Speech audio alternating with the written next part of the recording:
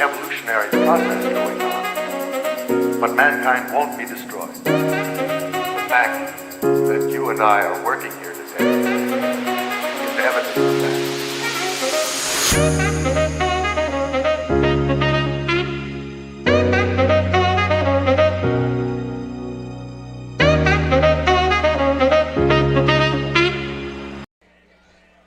On a 63-degree evening, we welcome you into Sinsheimer Stadium for San Luis Obispo Blues baseball. Tonight, the Blues host the Solano Mudcats for Game 1 of a 3-game weekend series. The Blues went 3-1 in their opening weekend of play. 2 shutouts bookended the weekend, one against the Coastal Dodgers and the other against the Bay Area Admirals, as the Blues came away with 2 series victories. In total, pitching was the story for the Blues, as SLO gave up just 13 runs across the first 4 games. That's the best mark the Blues have had in the past 3 summers. The bats got hot at the right times, and the Blues got off to a winning start in 2023. Dean Traynor will hand the ball again today to opening day standout Robbie Lardner, who looks to keep things going in his second SLO summer.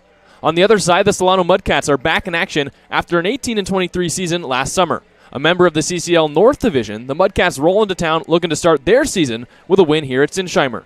Solano will send Chase Banks to the Hill to get their summer underway. Can the Blues improve to 4-1, or will the Mudcats get a win in their first game of 2023? Stay tuned. Tonight's action is coming right up next on the SLO Blues streaming network. As we welcome you into the press box, Jack Smith alongside you, as always, for Game 5 of the Blues season.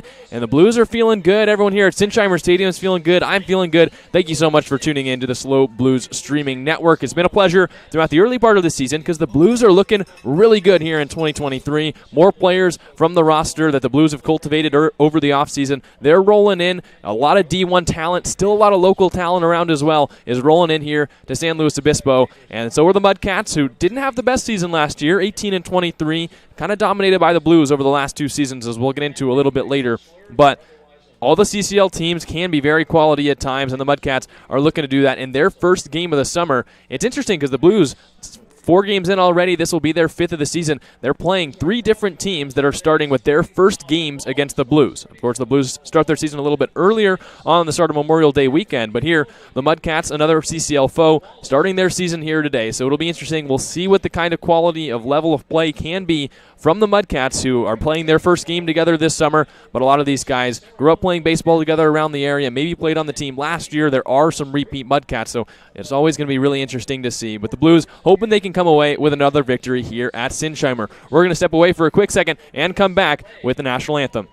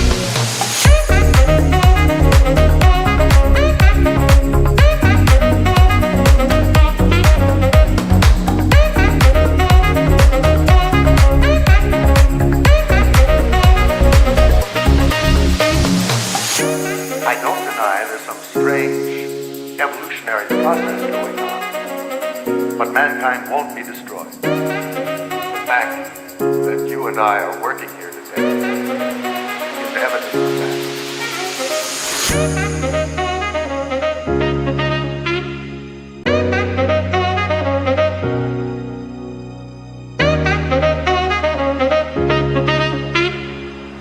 Your 2023 Blues taking the field here at Sinsheimer Stadium. It's going to be Game 5 on tap. The Blues in a Game 1 of a 3-game series with the Solano Mudcats as we ready up for the national anthem. And then first pitch here at Sinsheimer Stadium. The Blues are 3-1 after winning 2 series to start the year. It was a 2-game set and a sweep against the Coastal Dodgers in the first 2 games. And then on Sunday and then Memorial Day Monday, the Blues came away with a series split against the Bay Area Admirals with a shutout 2-0 victory on the final day. It was a big deal for the Blues as they were able to come away with a winning weekend.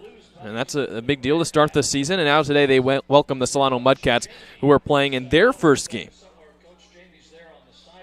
We're readying up for the national anthem here, and we'll let you stick around and listen before we get into first pitch here on the SLO Blues streaming network. Coach and his family for all their sacrifice. Thank you, Coach. The Bearcats say they will miss him dearly, and they cannot wait for his safe return home. Ladies and gentlemen, it is now time for the national anthem. We would ask if you would please stand and kindly remove your hats as the Marine Band plays the Star-Spangled Banner.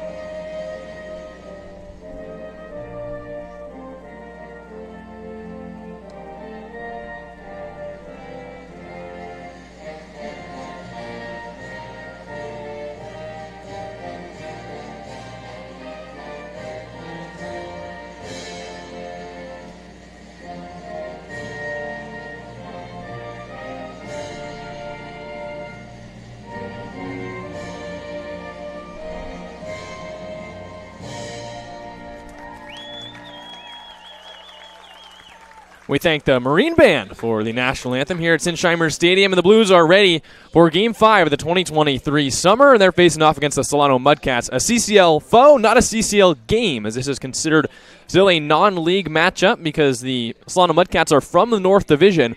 But the first matchup for the Blues against a league opponent here in 2023, and we'll introduce you to the starting lineup for the Solano Mudcats. Is Alec Nava from San Joaquin Delta College. He plays second base and bats first. Tyler Toby, the shortstop, hits in the 2 spot, also from San Joaquin Delta College. Austin Russell, the third baseman, in the 3 spot. Noah Garcia cleans things up. He DHs from Laverne. Jake Tandy from the University of the Pacific plays first base and bats 5th. Michael Benavides, the right fielder from Yuba Community College, he bats 6th. Braden Indelicato, the center fielder, is at 7. And in the 8 and 9 spots, Nathan Schwartz, the catcher, and Nate Hamburger, the left fielder from Willamette University. On the mound for your San Luis Obispo Blues, it's Robbie Lardner, the opening day starter for SLO. He tossed a beautiful 6 scoreless inning performance on opening day against the Coastal Dodgers. 12 strikeouts for Lardner, the 6'4" left-hander. He'll mix a fastball, a changeup, and that big 12-6 curveball in there, and he was absolutely phenomenal for the Blues, and one of the big reasons they were able to get off to such a hot start in the opening weekend. 12 strikeouts in 6 innings, and if you can do the math, that is 2 an inning. He was that dominant against the Coastal Dodgers. The Blues decked out in the brand new yellow uniforms, got their debut on opening day as well, and here we are, second time that the Blues have run the yellow out there. It's got navy trim on the Blues script across the front with the white numbers on the back, white pants, navy socks, and the navy hat with the white script B. For the Solano Mudcats, they're decked out in red uniforms that have a blue and white lettering combo with some stripes on the side, gray pants with a red stripe down the side, and matching red helmets, hats, and socks. And as the throw goes down to second, back into the glove of Lardner, we're ready to start things off here on the SLO Blues streaming network. First pitch just a moment away. Game 5 here, the Blues summer season against the Solano Mudcats. Game 1 of a 3-game series. Lardner looks in, and working from the third base side of the rubber at Alec Nava, kicks and fires. And Nava spoils it right back out of play on a line. For Lardner, the key was getting whiffs inside the strike zone. He was just dominating the Dodgers hitters. He said, here's my fastball, here's the curve, try and hit it. And they simply could not on opening night. Here's the 0-1. That's a little bit out. 1 ball and 1 strike. Nava, Toby, and Russell due out for the Mudcats here in the first inning. 1 ball, 1 strike the count. The pitch. And Nava takes it back to the screen. 2 balls and 1 strike. Lardner, a tall arm, 6'4", creeping up to 6'5". The sophomore from Cuesta College, the Western State Conference pitcher of the year. 2-1, and Nava swings and misses. At Cuesta this past season, Lardner had a 2.15 ERA across 9 starts, 71 innings pitched. As he comes home 2-2, and Nava lines it right back out of play. They count still 2 balls and 2 strikes. Nava from San Joaquin Delta College, the right-handed hitter, 5'10", 190 pounds. Freshman from Pleasant Hill, California. Another 2-2. And Nava takes a fastball a little bit outside. Full count. Lardner wanted the call. So did the catcher Whitney for the Blues. Not in the cards. And the count moves full. Payoff pitch on the way from Robbie Lardner. He kicks and deals. And Nava bends back out of the way. Strike 3 called. Right past the knees of Nava. And Lardner picks up where he left off. Another strikeout for the lefty.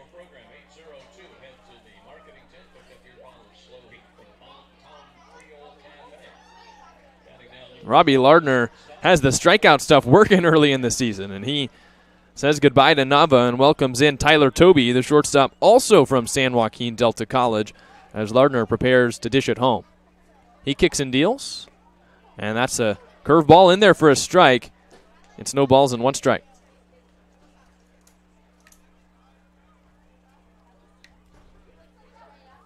Lardner comes home, and Toby swings and misses at the fastball. And a quick 0-2 count from Robbie Lardner. The Blues looking for someone that can be that Friday starter. And early on in this season, it's looking like Robbie Lardner. 0-2. And Toby cues it off his own foot on the curveball, 1-2.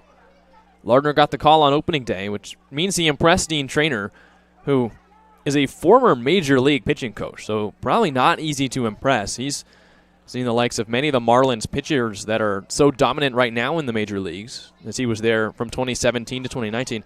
And oh yeah, he managed for Team China in the World Baseball Classic. 0-2, and Toby flies it out of play down the first base line. In fact, when managing Team China, one of the players he had to play against, how about Shohei Ohtani? Not a fun guy, I would assume, to be in competition against, but Dean Traynor told me a really awesome story about that. 0-2, and Toby spoils it off again.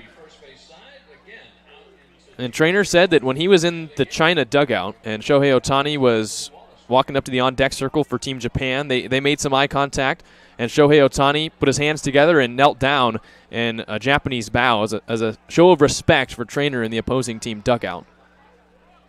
As Lardner comes home again, 0-2, and Toby strikes out swinging. 2 straight strikeouts to open the game for Robbie Lardner, and there's 2 away. But to get a show of respect from the game's great right now, probably the best player in baseball in the world at the current moment, and on one of the biggest stages that baseball has seen, Dean Traynor was telling me that was maybe the coolest moment, being over there managing Team China. There's a foul ball off the bat of Austin Russell, in the count is no balls and 1 strike.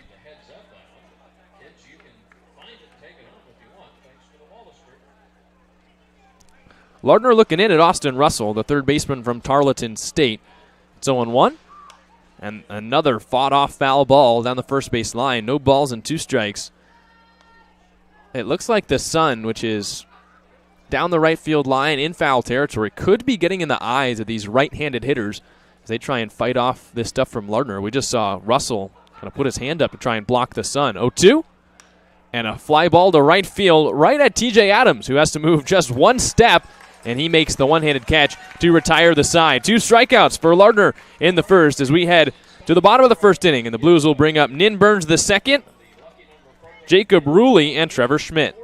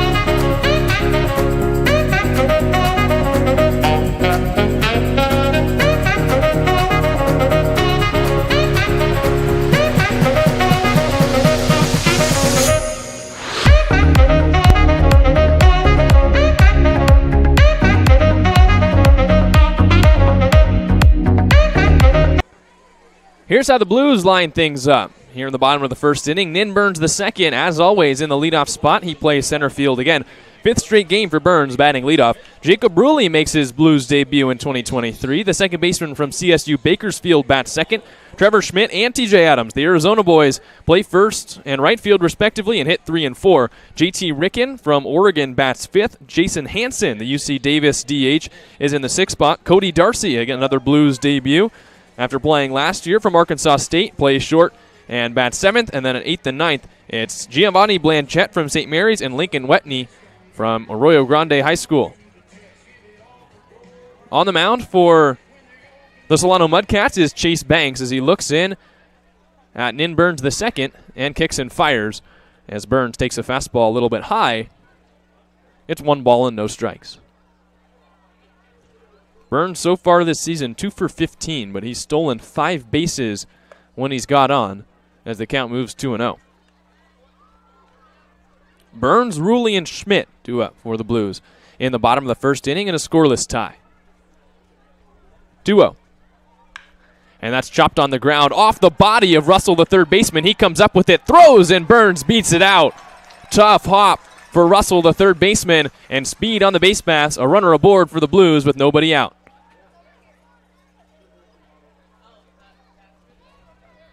Russell, the third baseman, that's a tough play to make. Here's how the rest of the defense works out for the Solano Mudcats. In the outfield from left to right, it's Hamburger and Delicado Benavides. You just saw Russell at third. Toby joins him at shortstop. Alec Nava plays second. Jake Tandy's the first baseman, and Schwartz is down in the squad behind home plate. With the runner at first, here's Jacob Ruley from CSU Bakersfield, and he takes a ball a little bit high. 1 ball and no strikes. A hit given to Nin Burns the second. That's his 3rd hit of the summer. And as we already mentioned, 5 stolen bases on the year. He's a threat to take second with Ruley at the plate. 1-0. And a liner right back to the screen. It's 1 ball and 1 strike.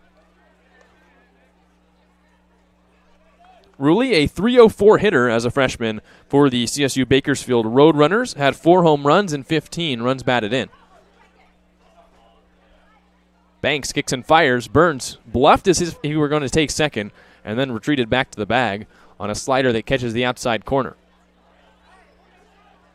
Ruley's got to battle up with 2 and try and move Burns at least to second base. This might be a pitch that Burns tries to take off on. Banks looks back his way. Now kicks and fires, and Ruley beats it back to the screen. Still 1 ball and 2 strikes. We thank you all for joining us on the SLO Blues streaming network. Blues and Mudcats, game 1 of 3. Still here in the bottom of the first inning. Banks comes home, Burns on the move, and Ruley strikes out. Swinging throw down to second is in time to get Burns. He's gunned down by Schwartz. and a strike him out, throw him out, double play. There's 2 away. So Rulli strikes out swinging, and then Burns, who looked untouchable on the base paths, is thrown out. And now, after a promising start for the Blues, Trevor Schmidt comes up with nobody on and 2 outs. Banks kicks and fires, and Schmidt fouls it out of play, 0-1.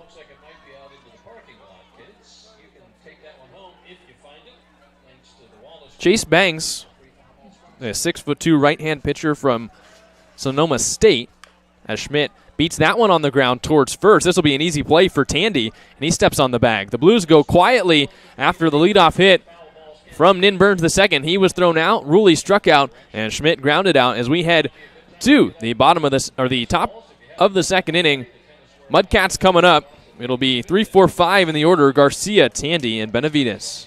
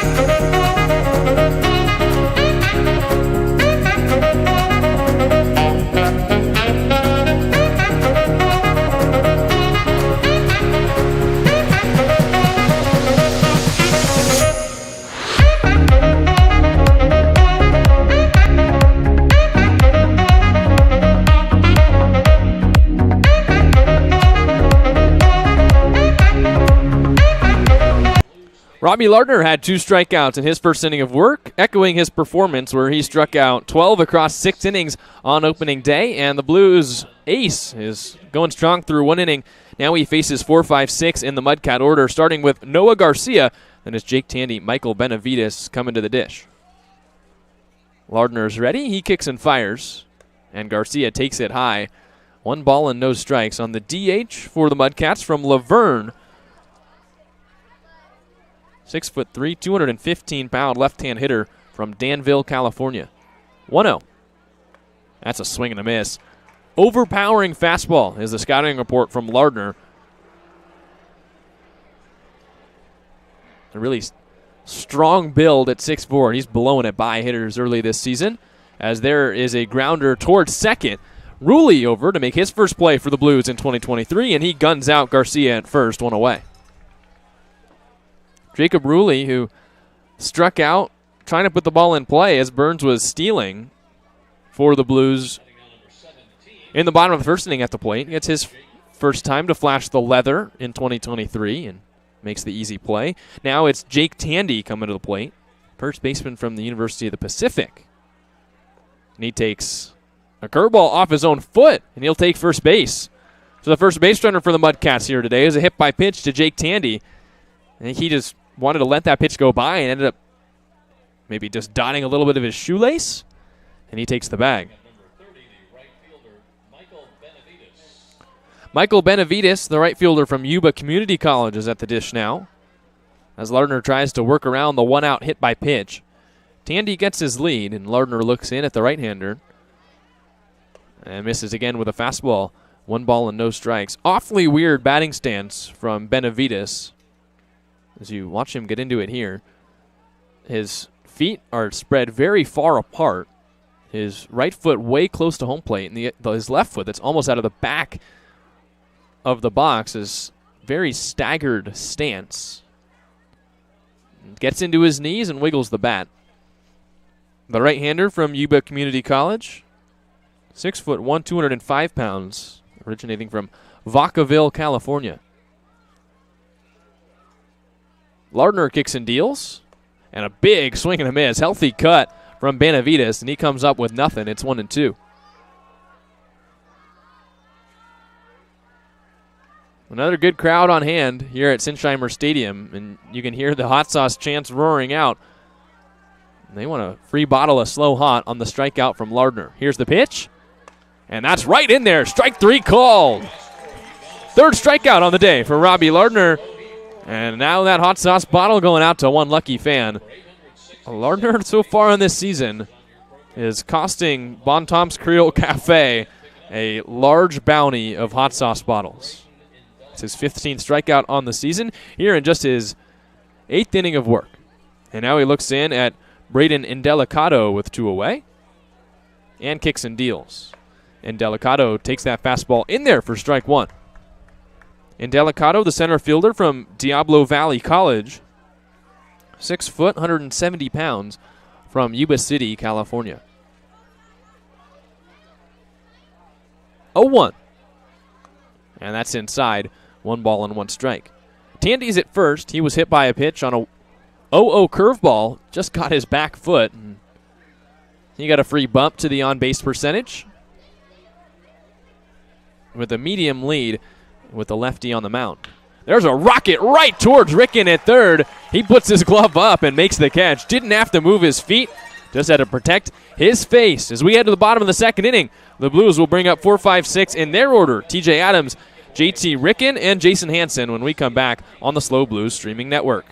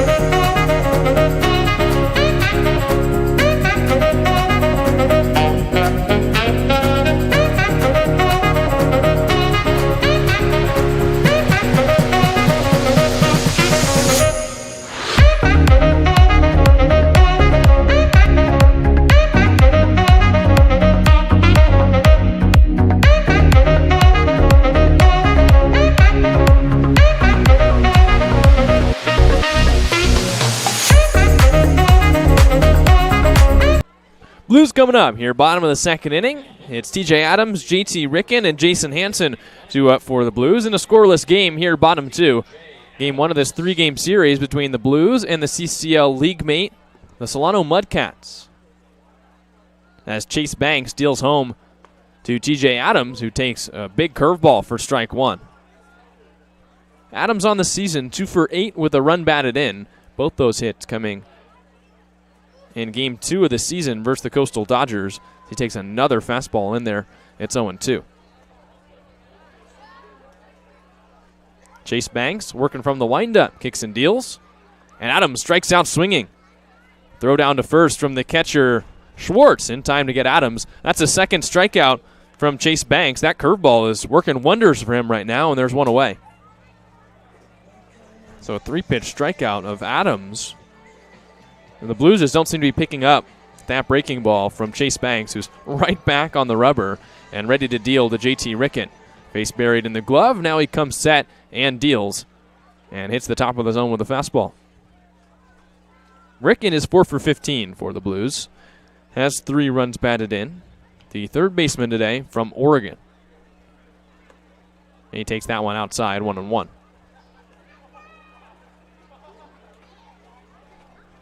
Banks pitched for the Mudcats last year as well, a 1.94 earned run average and 41 2/3 innings pitched.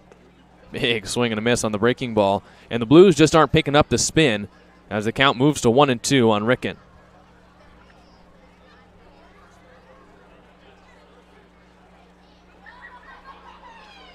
One, two. And another strikeout. Changeup this time gets Ricken down swinging, and there's 2 away. Chase Banks is cashing in on the Blues swings right now. That's his third strikeout, and he struck out the first two batters here in the inning. Jason Hansen from Yuba Community College, heading to UC Davis next season, is 1 for 8 for the Blues with 2 RBI. And he pops the first pitch up that he sees into shallow right center field. It's Benavides who makes the catch in front of his center fielder Indelicato to retire the side. A 1-2-3 inning for the Blues, and both pitchers making quick work of the offenses here today. We head top 3 with the Blues and the Mudcats still tied at 0.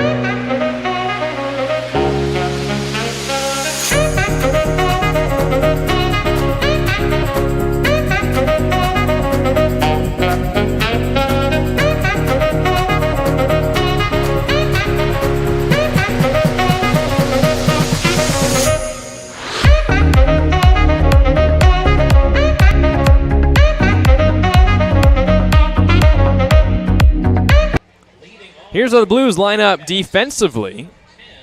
It's Lincoln Whitney getting his first start for the Blues behind the plate. Across the infield from first to third, Trevor Schmidt, Jacob Ruley, Cody Darcy, and JT Ricken. That's a brand new middle of the infield for you new viewers. Giovanni Blanchette in left, Nin Burns in his regular spot in center, and TJ Adams is back in right field. Top of the third inning, and the Blues and Mudcats still tied at 0. First pitch from Lardner is a little bit away to Braden Indelicato. It's 1 ball and no strikes.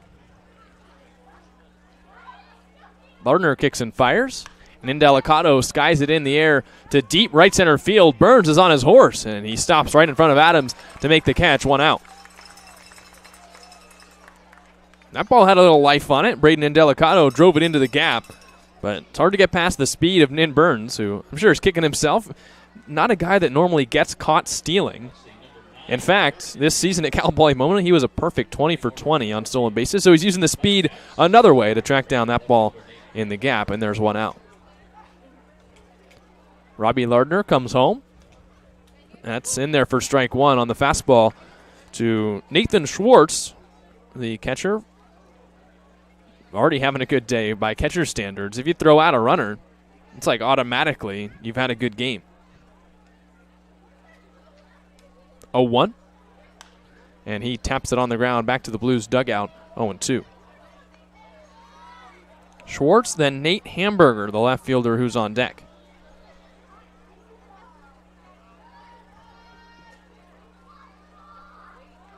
Lardner readies up. He strides and shoots 0-2. And Indelicato strikes out swinging right at the top of the zone on the fastball, and Lardner has his 4th K.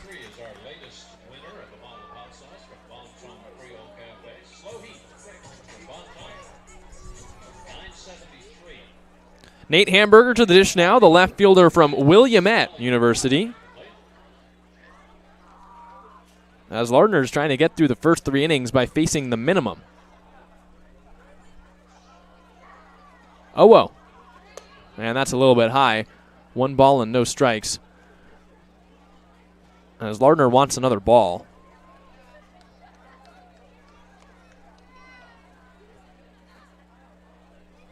This is actually the leadoff hitter, Alec Nava, as the Mudcats were 1 behind. That was Hamburger who just struck out. This is Nava, who in his first at-bat struck out swinging as he evens up the count with a swing and miss, 1-1. So it was Schwartz who flew out, Hamburger struck out, and now back to the top of the Mudcat order, 1 ball and 1 strike.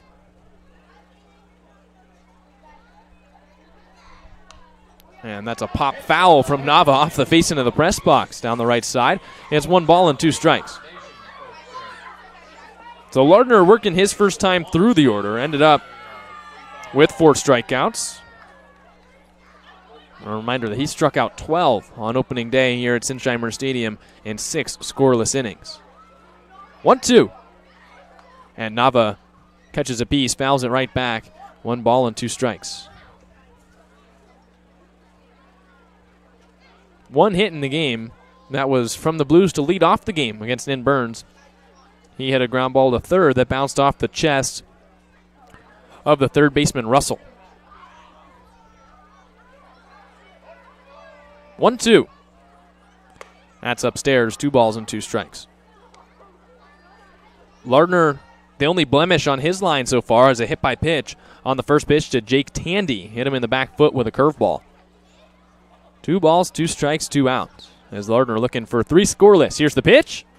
And a tapper foul. Nava barely caught a piece and might have caught himself in the process as the count stays 2-2. Straight up defense for the Blues. The middle infield, Darcy and Rulli at short and second respectively, playing a little bit deep with their heels on the grass.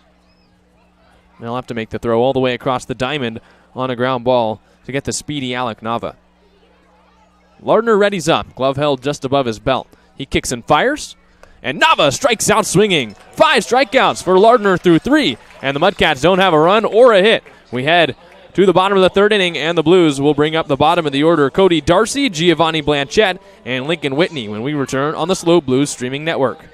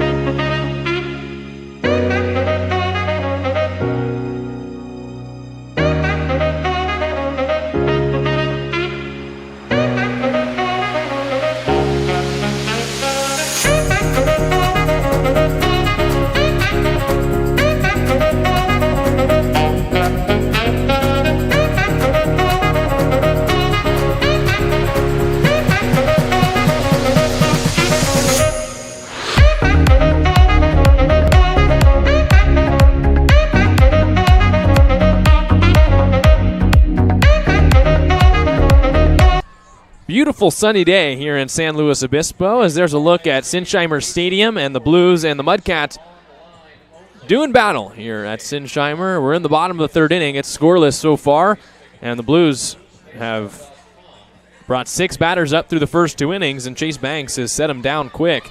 Cody Darcy, Giovanni Blanchette, and Lincoln Whitney, 7, 8, 9, due up for the Blues here in the bottom of the 3rd as they try and scratch across some base runners and maybe a run against the righty Chase Banks.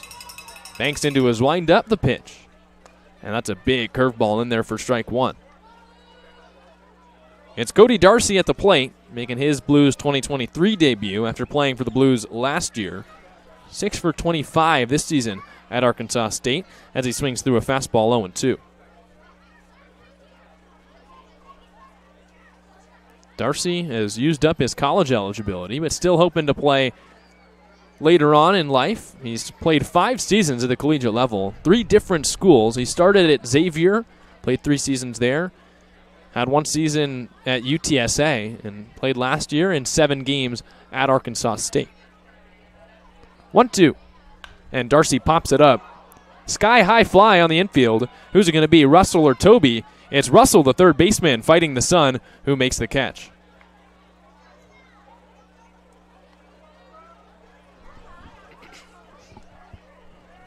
So Darcy is retired, open the frame, and now it's Giovanni Blanchette. 1 for 5 with 4 walks on the season is Blanchette, who did not play his freshman season at St. Mary's, and this is his 2nd season in SLO as well, after being a temporary player for the Blues last year. And the count 1 ball and no strikes.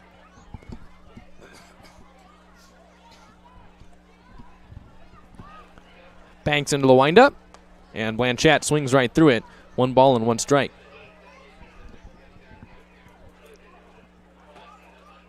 Game 1 of this 3-game set between the Blues and the Mudcats here at Sinsheimer. The Blues are 3-1, and there's a chopper past the third base bag foul, 1-2. The Blues played 4 games here this past weekend. They've got these 3 games and then 2 more. It's 9 straight home games to open up the summer for the Blues. 1-2. And Blanchette takes that curveball down low. 2 balls and 2 strikes.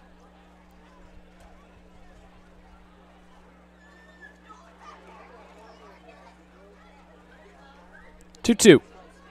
And that's a high drive deep to center field. Indelicado's going back. He slows up on it and just misses it. Giovanni Blanchette hits the second base bag with a double, and the Blues have a runner in scoring position with 1 away. Indelicado slowed down at the last second, and I thought he was going to make the catch, but he speared his glove out there and couldn't come up with the baseball. And Giovanni Blanchette has his first extra base hit of the 2023 summer. And now a chance for the Blues to score a run. And here's another debut. Lincoln Whitney, the catcher from Arroyo Grande High School, coming to the dish. Batted just around 200 as a sophomore this past season at AG.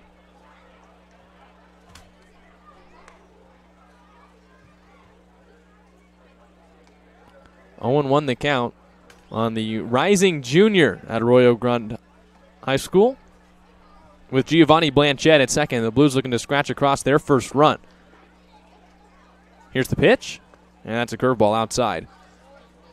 Reminder that Nate Mills will join me in the top of the 4th inning. He'll stay through the bottom of the 7th, providing excellent color commentary. 1 ball, 1 strike on Lincoln Whitney, and that's way upstairs. Chin music. Past that navy blue helmet, it's 2-1.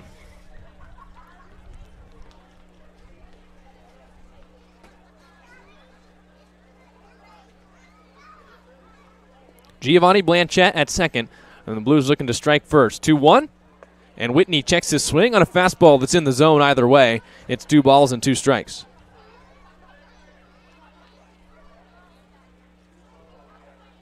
Blanchette doubled over the head of Indelicado. Just the 5th extra base hit for the Blues here in 2023. Here's their 5th game. 2-2, and Whitney takes that slider outside. 3 balls and 2 strikes. If Whitney, the 9-hole hitter, were to reach, Nin Burns, the leadoff hitter, would come to the plate with 2 runners on. He's already got a base hit today on a sharp ground ball to third that bounced up on Russell, the third baseman. Payoff pitch incoming from Chase Banks. He's into his stretch. Front foot offset. He kicks and fires. And Whitney pops it up back out of play as the count stays full. A scurry of kids again to try and get the foul ball. Every kid, if they get one, can walk home with it. Souvenirs at Sinsheimer. In front of another great crowd, Lincoln Whitney trying to plate the first run for the Blues. 3-2. And Whitney fights it off, foul again. As the kid doing battle with the veteran. Whitney in his first game for the Blues. And Chase Banks in his second season in the CCL. Blanchette at second, 0-0 the score, bottom of the 3rd.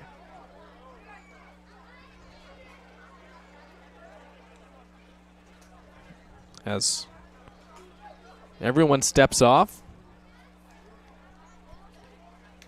And now Banks is ready. Another payoff pitch on the way. Here it comes. And Whitney lines it over the head of the third baseman, Russell, down for a base hit. Blanchette's getting the wave. Here's the throw in from the left fielder, Hamburger. It's on line and in time.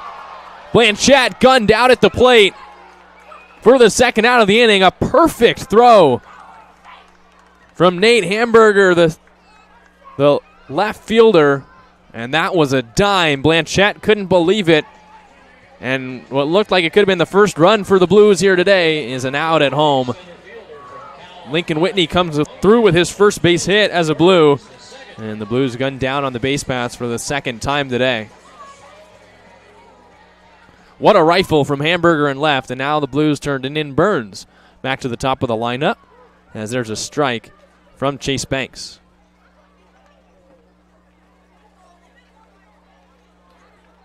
Burns, as we mentioned, hit that hard ground ball to third that bounced off of the third baseman, Russell. There's a tapper towards the third base bag. Russell has it, throws out Burns in time for the third out of the inning. The Blues threaten but do not score on the nice throw from Hamburger and left. Nate Mills will be in to join me as we head to the top of the fourth inning. SLO Blues golf giveaway. If you have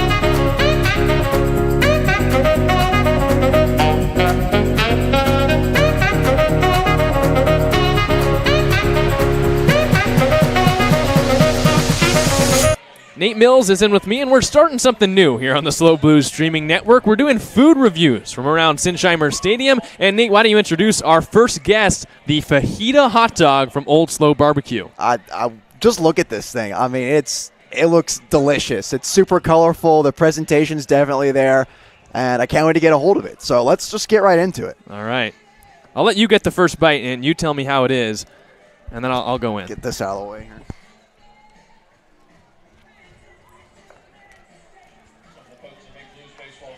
And I'm not going to ask you a question right as you're eating it because I know you don't want to talk with your mouth full. But the Blues are coming up back here on defense in the top of the fourth inning as we wait for Nate Mills to finish chewing the hot dog. As Robbie Lardner back out on the mound for SLO, he will face Tyler Tobey, Austin Russell, and Noah Garcia due up in the order. No score through 3 here at Sinsheimer Stadium. 0-0, and that's fought off foul out of play. All right, Nate, we're coming back to you. I hope you're done chewing. Jack, that's delicious. That is great. The mix of the veggies and the dog and the bun, it's a match made in heaven, and frankly, a match I never thought I'd ever see. So this is truly unique and very good. Fajita peppers, you've got onions as well, as Lardner comes in with the 0-1. There's a tapper just past Lardner at the mound. Throw on from Darcy, the shortstop, is in time to get the speedy Toby from San Joaquin Delta College, and there's one away. One out. All right, Nate, I'm going to need you to handle the play-by-play duties for a second. I'm going in for a bite. Oh, yeah, for sure. Stepping up, Austin Russell. Third baseman flew out to right in his last at-bat. Lardner, the curveball up the middle. Can't make the play at second base is Ruley. And Austin Russell will reach first. Base hit. And there goes the no-hitter.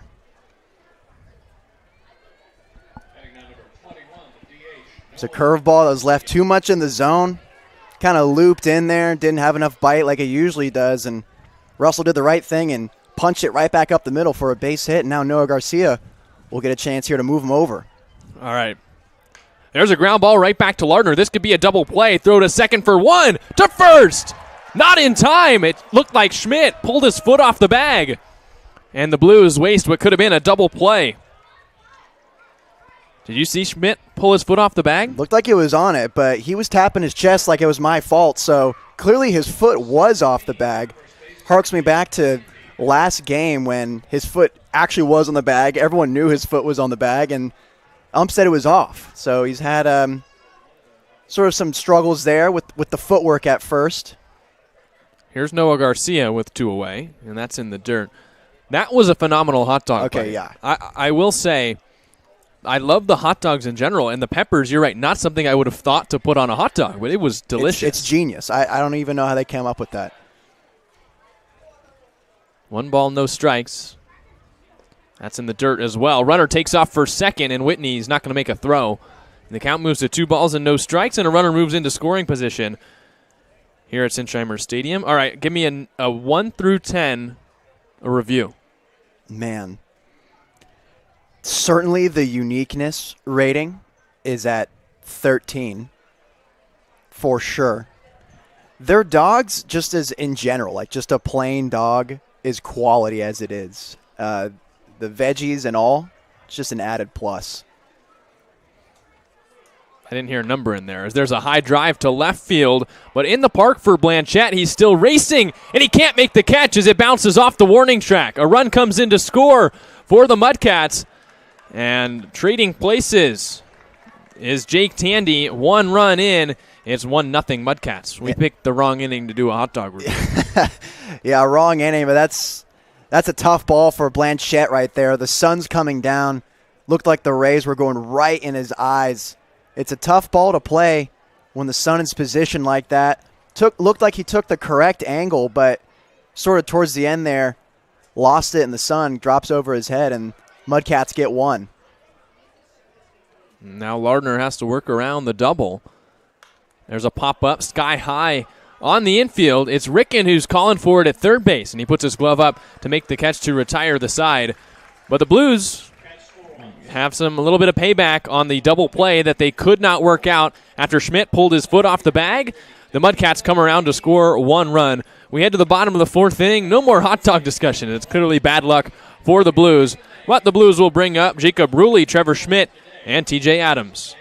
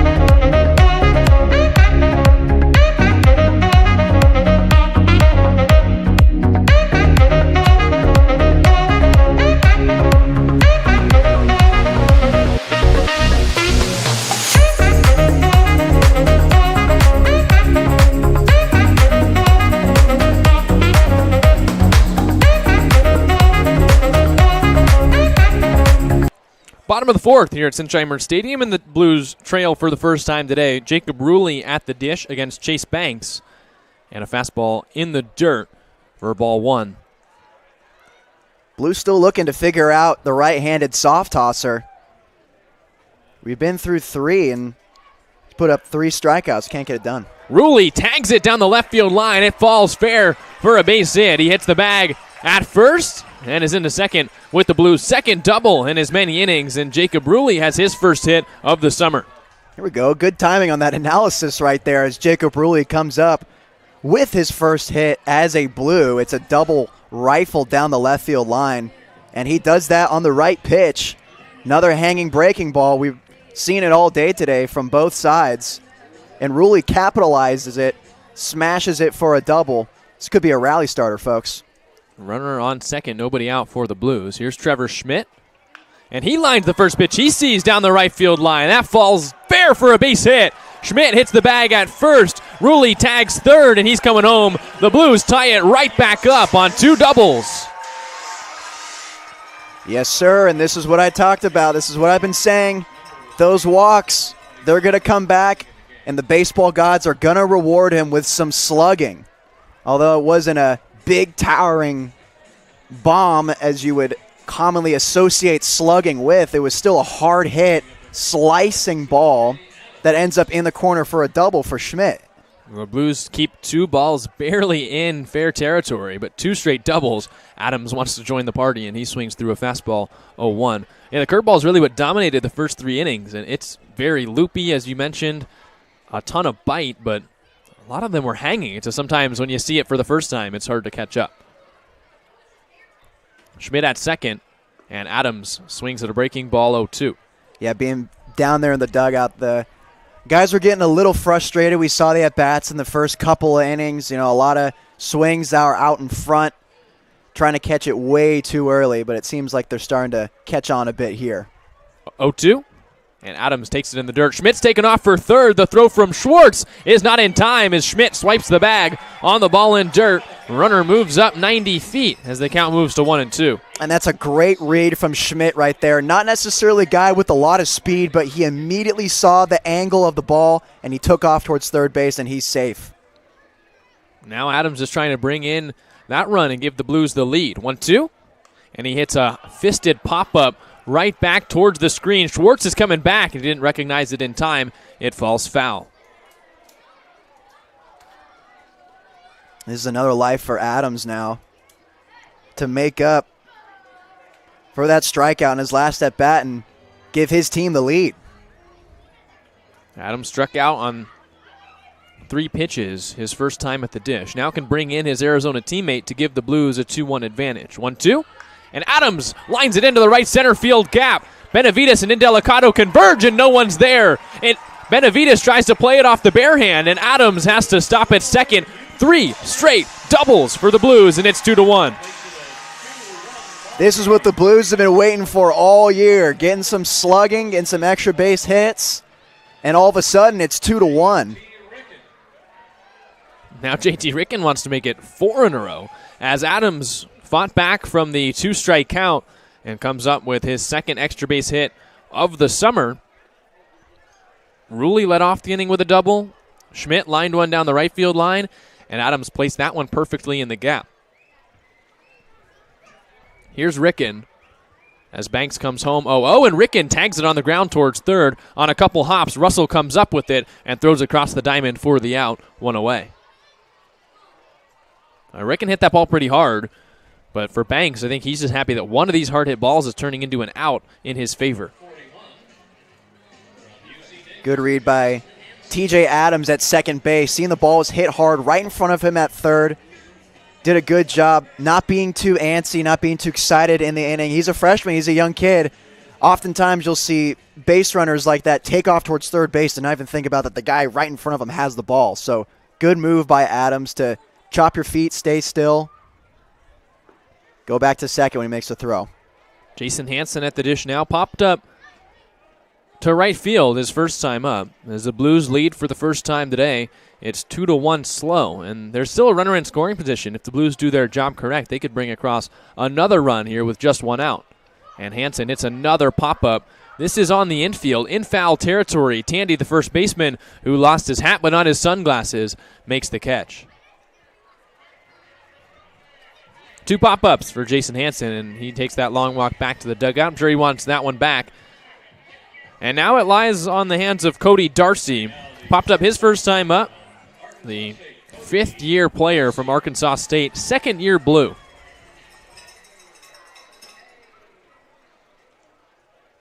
Banks working from the stretch. First base side of the rubber. Looks in at Darcy and kicks and fires. Runner goes for third. Throw is low. And a stolen base standing up for TJ Adams, and he's 90 feet away. A little gutsy move there from Adams. Base hits can score him. He's got the speed to do it. You don't have to steal third there, and you never want to make the third out at third base. But gutsy steal, it pays off for him now. He's only 90 feet away. Darcy hits a high fly ball to center field. Indelicato is still chasing it to the edge of the warning track, and it's off his glove. Another double for the Blues as the throw gets away, and Darcy takes off for third. It ricochets off the Mudcats' dugout, and a 90-foot mistake.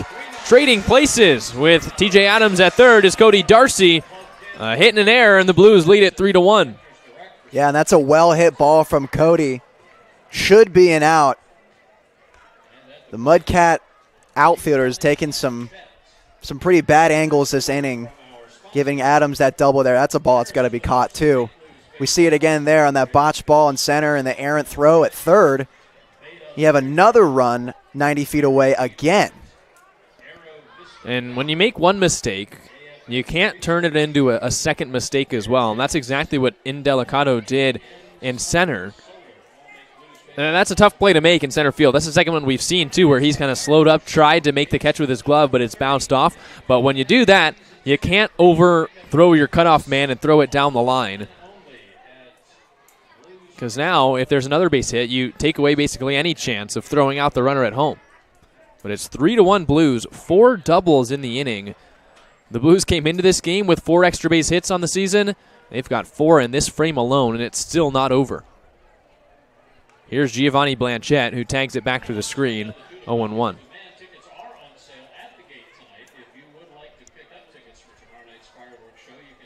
Blanchette hit a double his first time up.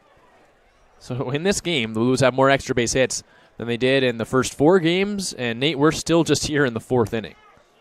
As Blanchette hits it on the ground toward short, off the mound, Toby comes up with it and throws out the Blues left fielder in time for the out. The Blues add 3 runs on 4 doubles as we head to the top of the 5th inning. It's Blues 3, Mudcats 1.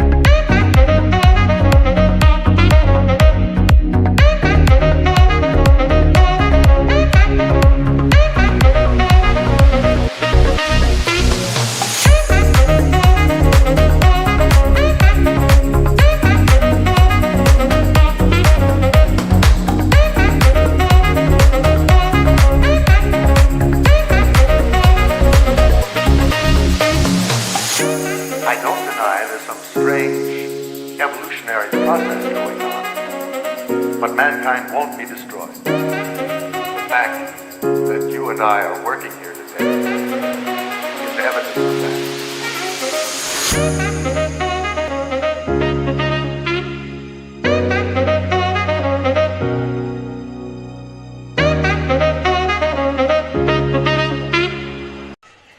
Well, the 4th inning was eventful here at Sinsheimer Stadium. Nate Mills and I got a little nutrition in with a fajita hot dog in the top of the 4th inning, and then the Blues scored 3 runs in the bottom half of the frame on 4 doubles. It was Ruley, Schmidt, Adams, and then Darcy, who all came up with 2 baggers, and the Blues have their first lead today. It's 3-1. Robbie Lardner back out there. Braden Indelicato, the center fielder, is up at the dish. Lardner kicks and fires, and that's in there for a strike. It's 0-1. Yeah, that rally dog came through. At first, it was a little shaky, but then it paid off with those 4 doubles right away. I wonder if we eat 2 hot dogs, will the Blues score 6 runs? Is that how the math works? I like your thinking. There's a broken bat chopper on the ground towards short. Darcy comes up with it, throws to first in time for the out, and Indelicato is going to have to go back and check his lumber. Yeah, Robbie Lardner going back to that changeup. Produces soft contact and some firewood. We got our first out. Is it an extra flex as a pitcher when you break a bat on a changeup? Yeah, for sure. You say, hey, I throw my changeup hard enough that I just broke your bat. Sounds like a flex as you see Indelicato walking off, checking to see whether it is broken, and I think he's going to, as you mentioned, chuck that one on the fire, as that's outside for ball number 1 to Nathan Schwartz, the catcher, who flew out to center field his first time at the dish. Blues lead it 3-1 on their 3-1 start to the summer season. That's a little bit high, 2 balls and no strikes. And the Blues, who have played inconsistently these past 2 years, have really ratcheted it up against the Mudcats. 2-0. And that's a high drive to deep center field. Burns is chasing it, still chasing it, and he makes the catch in front of the Blue Cow on the fence. And that's the second out of the inning. Ooh, that's a really tough play. Impressive grab by Nin Burns. This ball is smoked off the bat. Thought it was going to at least hit the wall or find some extra bases, but Nin Burns covered quite a bit of ground to get to that ball. Helps out Lardner and grabs the second out of the inning. You know, we saw in batting practice everything was getting knocked down by the wind. So I'm not sure we're seeing a home run today as Nate Hamburger takes that one for a ball. But what I was saying about the Mudcats and the Blues, in the last 6 games that the Blues have played against the Mudcats, they're 5-1. It was a sweep 2 years ago in a 3-game series, and last year the Blues came away with a 2-1 series victory, as that's in their first strike. So the Blues have had the number of their CCL North league mate. 1-1. That's fouled out of play. 1 ball and 2 strikes. On Nate Hamburger, the left fielder who struck out his last time up. And if this is any kind of sign, we need to go try and grab a hamburger somewhere to review in the bottom half of this inning. 1-2. That's inside. Past Whitney, the catcher. The count 2 balls and 2 strikes. Lardner trying to get through 5 innings with only the 1 run allowed. And a run that could have been avoided where the Blues couldn't turn a double play because Schmidt pulled his foot off the bag. The next batter doubled. That's sometimes the way that things come back to bite you in baseball. 2 balls, 2 strikes, 2 outs. The pitch is a pop-up towards first. This would be an interesting play for Schmidt, who has to come forward and make the one-handed catch. 1-2-3 inning for Lardner in the 5th. We head to the bottom half of the frame, and the Blues still lead it 3-1.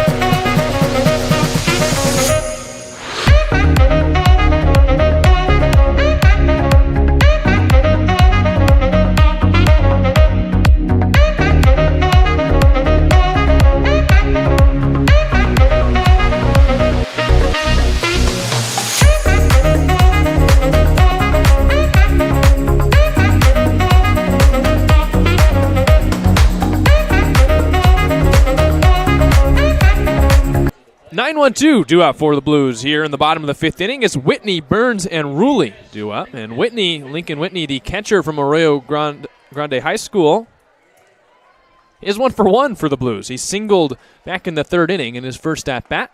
He takes a fastball for a strike. He hit the single that he thought was going to be an RBI single, just like everyone here did, but tossed out at home plate.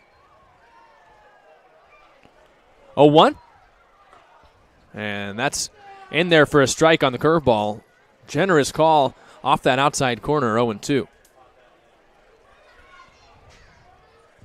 Blues lead at 3-1. 7 hits on the day, 5 extra base hits for the Blues. 0-2. And Whitney takes the changeup for a ball, 1-2.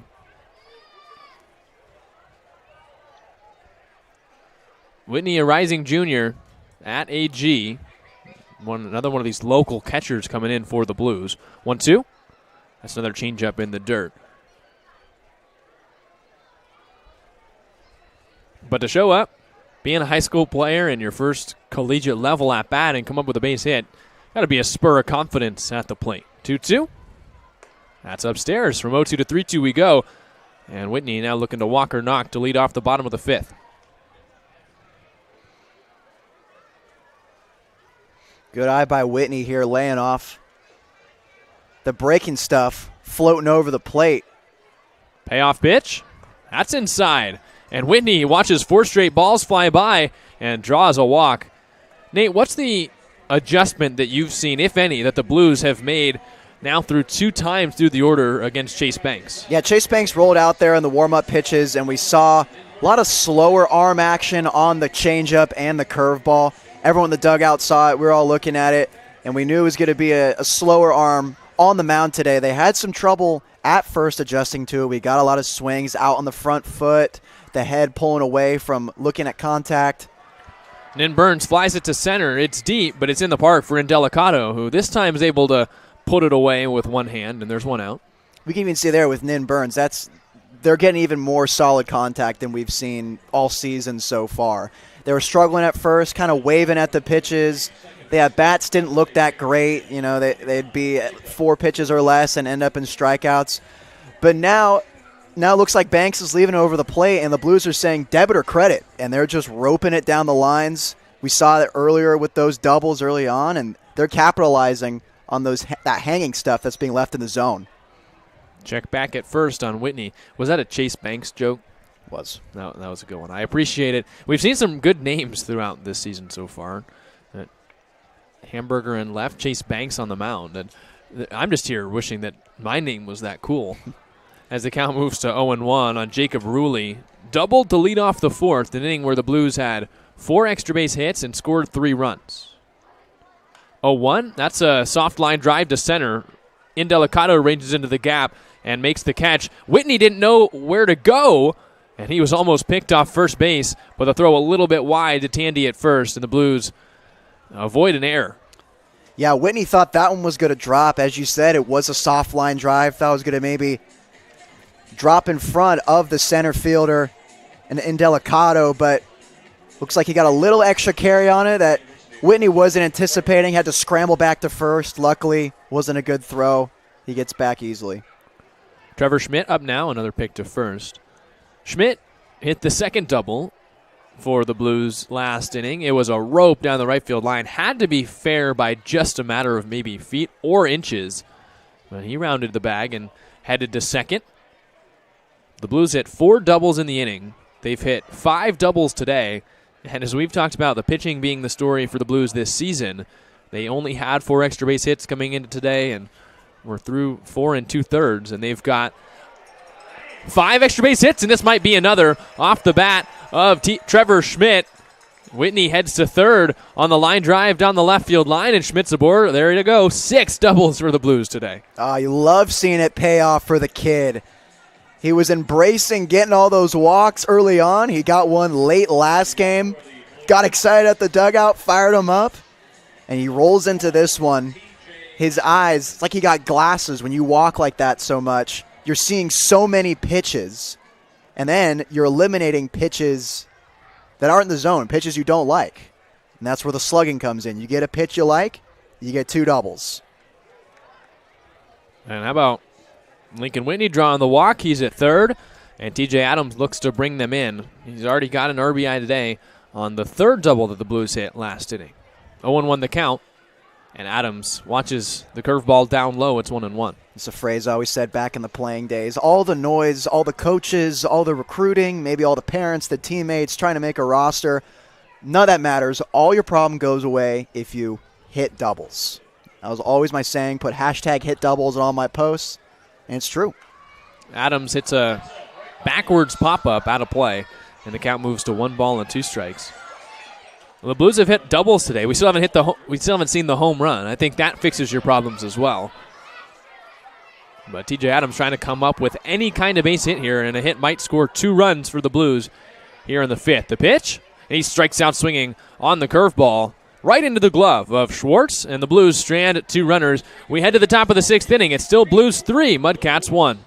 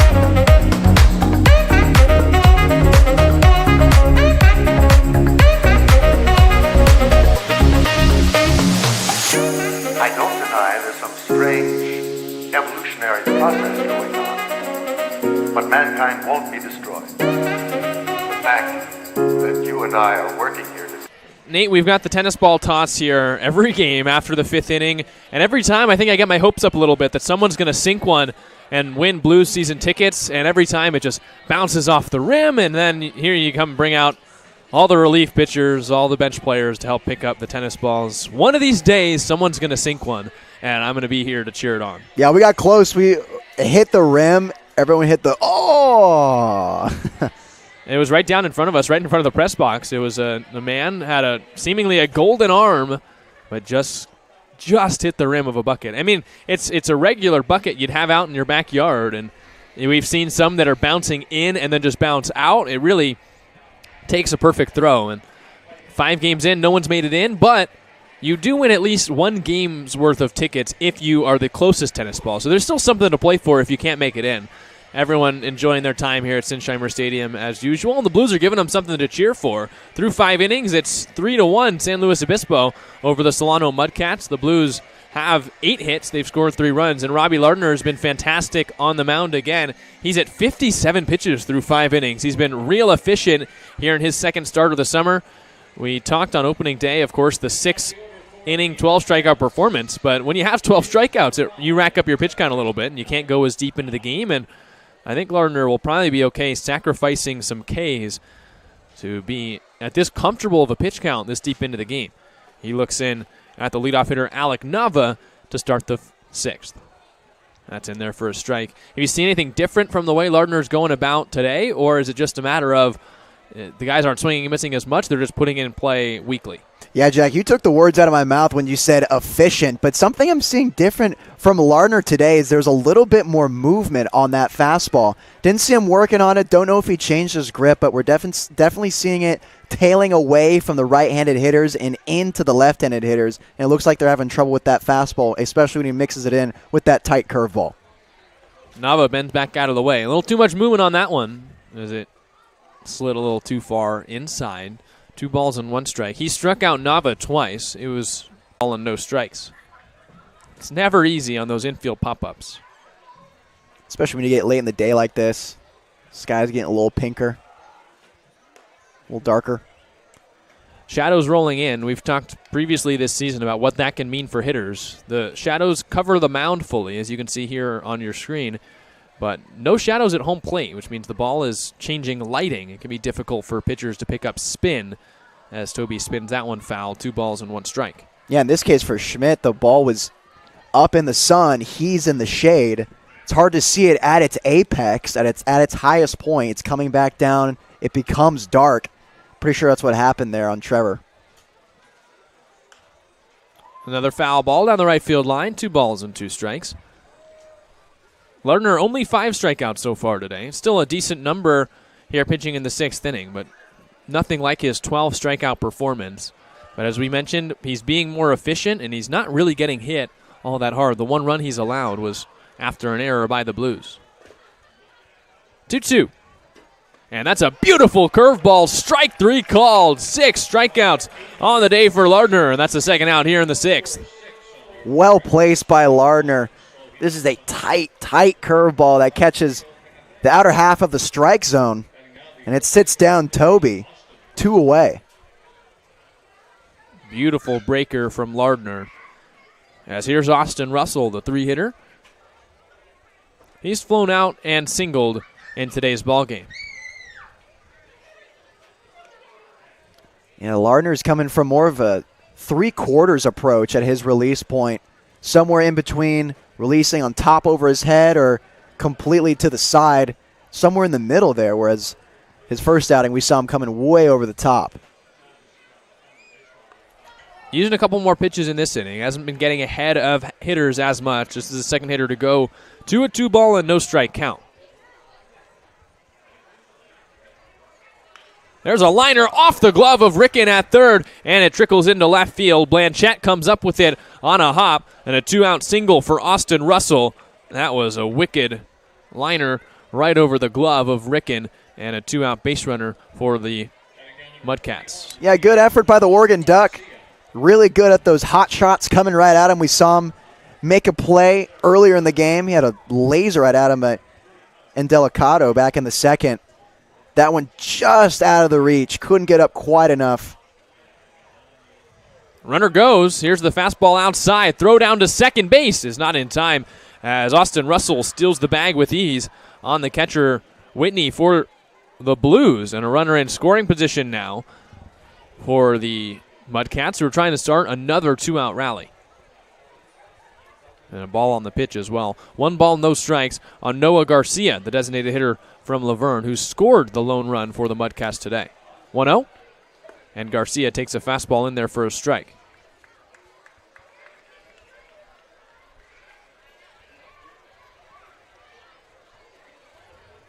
Lardner looks in at Garcia. Now comes set. Glove held just above his navy blue belt. Looks back at second and deals. Just misses that outside corner, 2-1.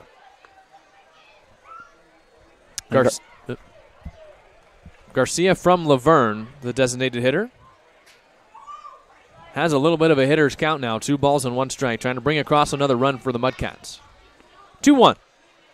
And Garcia swings and misses just past his black bat. That was a beautiful fastball from Lardner, and the count is 2-2.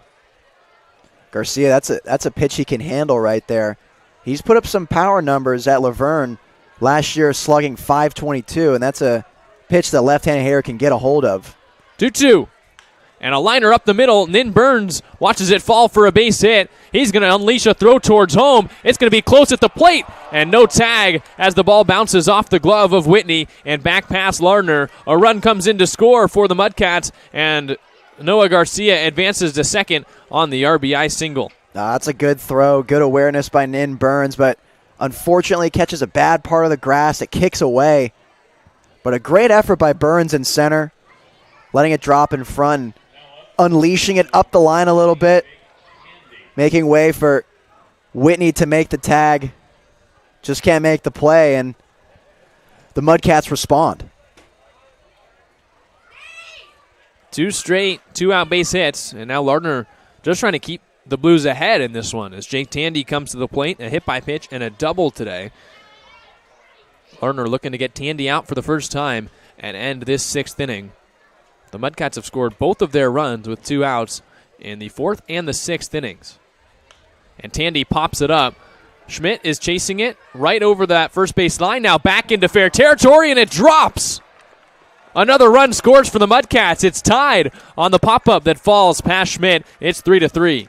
Yeah, it's looking like these shadows are a problem here. Schmidt completely lost it in the shade. It bloops right in for a single. No one made a play on it. And all of a sudden, it's a tie game. And now Lardner has to be wondering where this inning went. 3 straight singles. That last one, that's a tough pill to swallow as Garcia comes in to score. Now a runner at first with 2 outs. And a liner back to the screen off the bat of Michael Benavides. Lardner was dealing and has run into some trouble here in the 6th. The tough pop-up shadows aren't helping. No, it's a tough move, too. If you're playing the field right now, do you keep the glasses off? Do you take them off? Do you leave them on? It's hard when you're running in and out of the shadows like that.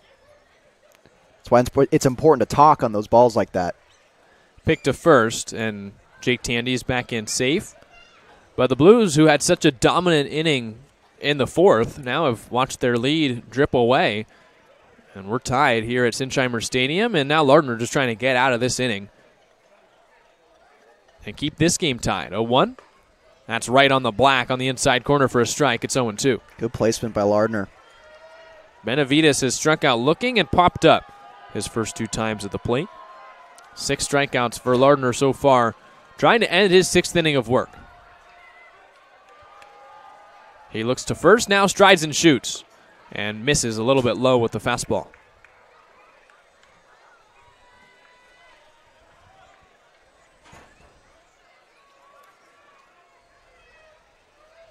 Runner will be on the move with the crack of the bat. Here's the 1-2, and that's outside. Lardner's got to slow it down a bit here. Add some extra pressure on himself. He's already given up the 2 runs in this inning. But he's got 2 strikes on his boy right here, Benavides. All he's got to do is throw in that nice tight breaking ball. He'll swing right through it. 2-2. And that's inside off the glove of Whitney, and the count moves full. He tries to pick that spot he did earlier with that 2-seam fastball for strike 1. Just misses inside a little bit. Falls to 3-2. This is a dangerous and important pitch now. If Benavides walks, it would be another runner in scoring position for the Mudcats, who would look to retake the lead here at Sinsheimer. Lardner's got to come in with the runner on the move. Here's his pitch, and that's foul back to the screen. It's a good battle by Benavides. Would like to see him shorten up his swing a little bit. A lot of movement from the right-hander on his mechanics. Hands are going up and down. He's got a big stride, a wide open stance. With 2 strikes, I'd like to see him shorten up and choke up on the bat a little bit here, maybe condense the swing. Payoff pitch, and it's a high for ball 4. And the Mudcats still in business with 2 outs. Now runners at first and second after Benavides wins the battle. Tandy at second base, Benavides at first, and Dean Trainer's coming out to talk with his lefty. Yeah, Trainer just wants to give Lardner a breather. We see Gonzalez now actually heading out. This might be the end of the day for Lardner. He entered this inning with 57 pitches, and he's tossed a lot more here in the 6th inning. He's only gotten 2 outs. The defense has not been the most helpful as Schmidt let the pop-up drop. But 3 straight singles, now the 2-out walk. And it seems like Dean Trainer's still making his decision about whether Lardner is going to stay in, and he's not. Robbie Lardner is out of this game after 5 2/3 innings. The Mudcats have scored 2 runs here in the frame, and they threaten to score more. We'll come back and introduce the new pitcher when we return on the SLO Blues streaming network.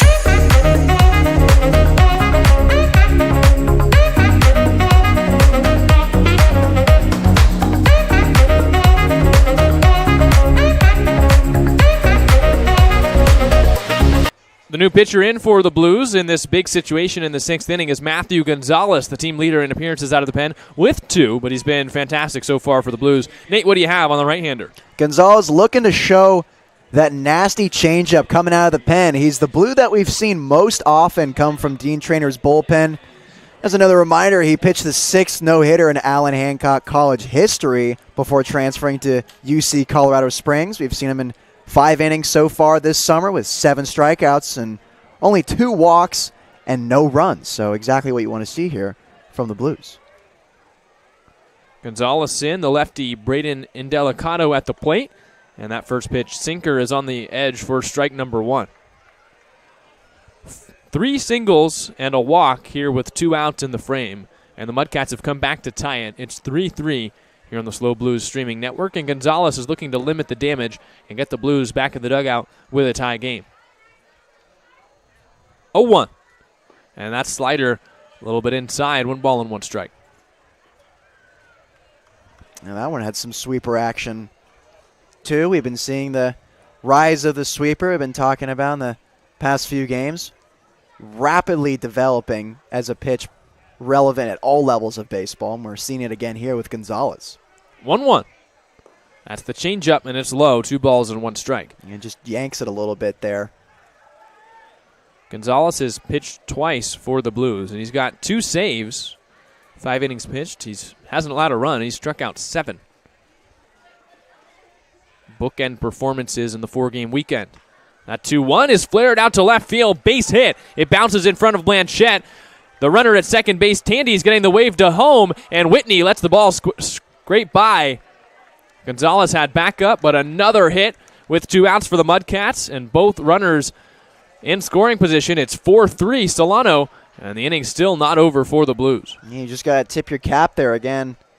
Not necessarily barreled up, but it gets the job done. It's fisted over the infield, and Blanchette on that throw, I'd like to see a little low liner. It looks like they work on infield, outfield. I'm seeing a lot of the outfielders getting their throws low on a line, throwing it through the cutoff man's head. That's what they coach you growing up playing outfield, and they following that in IO. Blanchette seemed to abandon that a bit and lofted it at home. Here's Nathan Schwartz, the catcher. He's 0 for 2 today, and the changeup squirts by Whitney, but stays around, and the runner at third, Benavides, stays there. It's 1 ball and no strikes. The Mudcats have scored 3 runs here with 2 outs to take a 4-3 lead. 4 hits and a walk. And again, this inning's still not over. The Mudcats can really pour things on with another single here. Could take potentially a 3-run lead after coming into the inning trailing by 2. You've talked about that pendulum before. It seemed like the Blues were never going to stop getting runs when they got those 4 doubles in a row. There's a tapper on the ground. Ricken tries to step on his bag for the force, but there's no force, and it gets by Schmidt on the low throw. Good backup by Adams, the right fielder, to keep the run from scoring from third, but another run for the Mudcats as the Blues are unraveling here in the 6th inning. Rare mistake there from Ricken, a brain fart, if you will. There's no force at third base. Gets the ground ball and taps it. Had he had used that time to set his feet, get collected, make the throw to first, maybe Schmidt doesn't have to make the extra effort to get to it, and it skipped in the dirt and got away from him. And that's an inexcusable error for the Blues on defense. There was just a pitching change, so you're able to take inventory of the situation, and you're supposed to, at each time, know what you're going to do when the ball is hit to you. And Ricken, who thought there was a force out at third, and now has it come back to bite him. It's 5-3 Mudcats, and as we keep mentioning, still the inning is not over. The Mudcats have batted around. Here's Nate Hamburger, the left fielder, with 2 runners still in scoring position. And he hits a line drive out to center field. Burns is chasing it into the gap, and it falls for a 2-base hit. Hamburger is racing around second. He's going to try for third. 2 runs already in for the Mudcats. Here's the throw from the shortstop, Darcy. It bounces off the runner, and Hamburger is going to stop at third base. 2 more runs in for the Mudcats. It's 7-3 with 6 runs coming into score with 2 outs, and the Blues have watched their lead dissipate. Yeah, and the placement of that ball is no match. Or the speed of Nin Burns couldn't even catch up to the placement of that ball. This ball is slicing in the right center gap, and he's flying to get there, but he just quite can't as it keeps fading away. And it rolls to the wall for a triple. It's a good throw by Darcy, but it hits Hamburger and kicks away, and he's able to slide in head first for a triple. Nightmare inning for the Blues. 6 runs, all coming with 2 outs. And back to the top of the lineup in Nava. Lardner got the first 2 batters out of the inning. He got Nava to pop out, then got Toby to strike out. But since then, 5 hits, a walk, and an error. And nobody has been retired since the first 2 batters of this inning. 6 runs have come in to score for the Mudcats, who lead at 7-3. 1-1. And that's a tapper towards third. Could be a tough play for Ricken, but it trickles foul, 1-2. The Blues just have to remember who they've been this game with those 4 doubles in a row, which is a dramatic improvement from how they've been swinging it lately. They just got to go back to whatever was working for them, that approach that they talked about in the dugout. And they can stay in it. 1-2 the count on Alec Nava. Gonzalez kicks and fires, and that's in the dirt off the chest protector of Whitney, and another run's coming in to score. 2 balls, 2 strikes. It's now 8-3 Mudcats. It looks like Whitney got crossed up there. Looked like he was expecting the changeup. He gets the fastball instead. It ricochets right off his chest, and Blues just giving the Mudcats a free run right there. And to think the Blues could have been out of the inning if not for the missed pop-up by Trevor Schmidt at first base. That's allowed 7 runs now to come in and score, along with a couple other hits and errors. That's called strike 3 on the outside corner, but the Blues have their work cut out for them. Coming into the bottom of the 6th inning, it's now 8-3 Mudcats on the SLO Blues streaming network.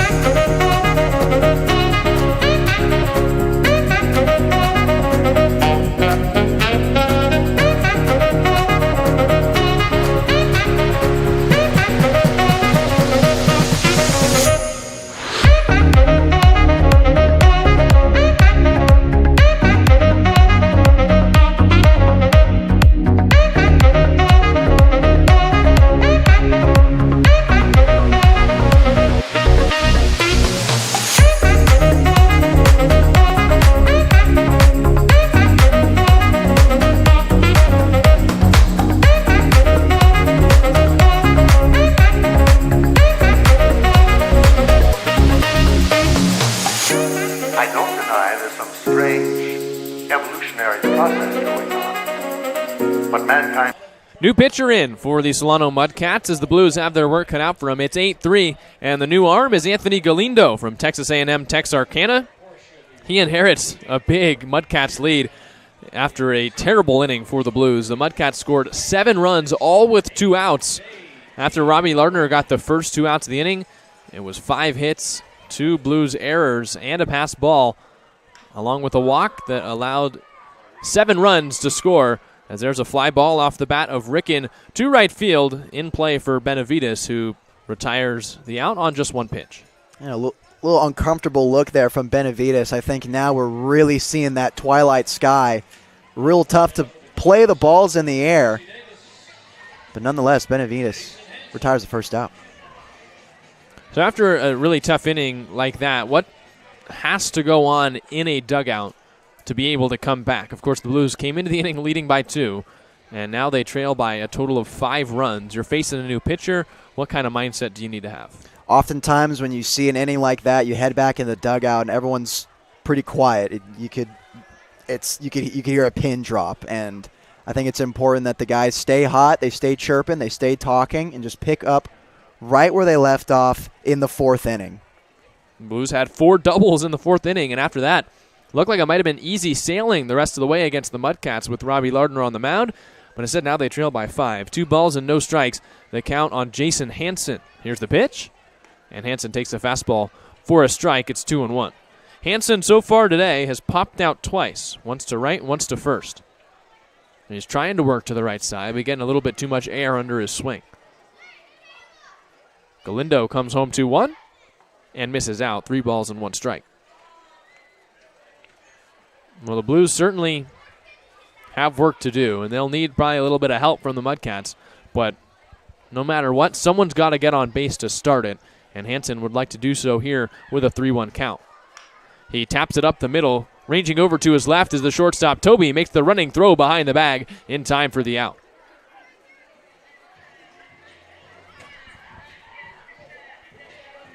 Trying to find some luck here with Cody Darcy striding up to the plate. He's a seasoned vet.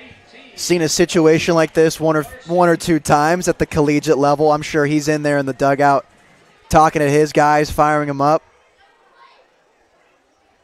Darcy just finished his 5th collegiate year. Mentioned that early in the broadcast, that's the end of his eligibility, but got a chance to talk with him during batting practice, the second-time Blue. Said he definitely wanted to come play this summer, at least just to have fun on the baseball field. And if it is the last time, he wants to end it by having fun. But he still does have plans, and still, if an opportunity comes across, would like to continue his baseball career. And so far today in his Blues debut this season has popped out, and he's also hit a double. If you can keep that mindset of having fun, smiling up there, it can be dangerous. He hits a soft fly ball towards left. Hamburger broke back initially, but now comes in to make the one-handed catch, and the Blues go down quietly in the 6th. We head to the top of the 7th inning. It is still 8-3 Mudcats.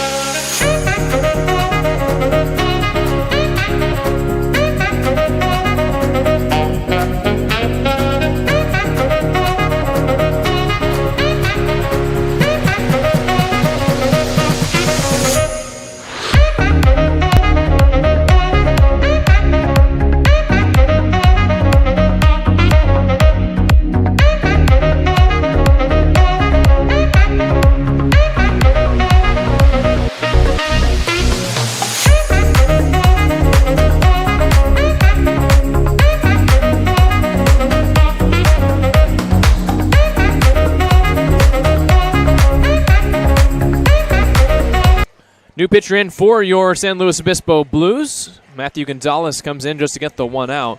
And it's Alec Narin, who started Saturday's game against the Coastal Dodgers, who's coming in for the pen. We're here in the 7th inning, and the Mudcats have a wide 8-3 lead here at Sinsheimer Stadium. And everything is kind of unraveled for the Blues here today. The Blues were looking to improve to 4-1. But that 7-run 6th inning for the Mudcats has maybe put this one out of reach, still with 3 innings to go. Narin looks in at Tyler Toby, the 2-hole hitter, and kicks and deals. And Toby cues it foul, back off the netting. It's 0-1. Narin starts him off with that fastball. Talked with him last Saturday before his start with the Dodgers, where he went 4.1 innings. Gave up 2 earned runs, had 5 strikeouts. Says the fastball is his favorite pitch. So we'll see more of that tonight. There it is again. Well, you love a pitcher that's confident in their fastball. Looks like a routine 4-seamer for Narin. He pitched pretty well against the Dodgers. Ran into a little bit of trouble late after giving up a home run in the first inning, as there's a Tapper foul off the bat of Toby, 1-2. But showed some promise. The freshman who just graduated San Luis Obispo High School, still undecided where he wants to go next. So this is a good opportunity for him to showcase his talents to any scouts that might be coming out to watch California Collegiate League baseball. 1-2. And a beautiful curveball in there. He struck him out. Narin starts off his outing with a K of Tyler Toby, who struck out 3 times now today. He throws up that flying saucer in there, and it just sits down in the strike zone and puts away Toby for out number 1.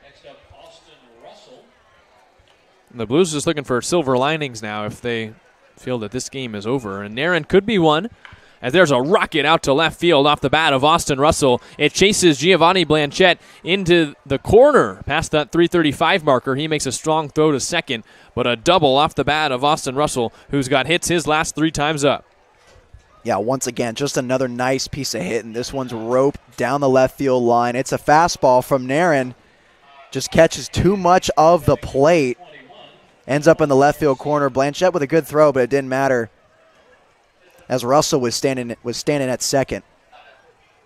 Noah Garcia at the plate. He's reached and scored his last 2 times up as the Blues check to see if Austin Russell missed first base, but the ruling is no, as now Dean Trainer is going to head back out, and we might have some shenanigans going on here at Sinsheimer. I didn't see anything as Austin Russell rounded first base, but for Dean Trainer to be going out there to argue this, the Blues must have really seen something from the dugout. Dean Trainer, 75 years old, maybe the only man in SLO with a World Series ring. Doesn't seem like the guy that would go out there argue nothing if he didn't see it.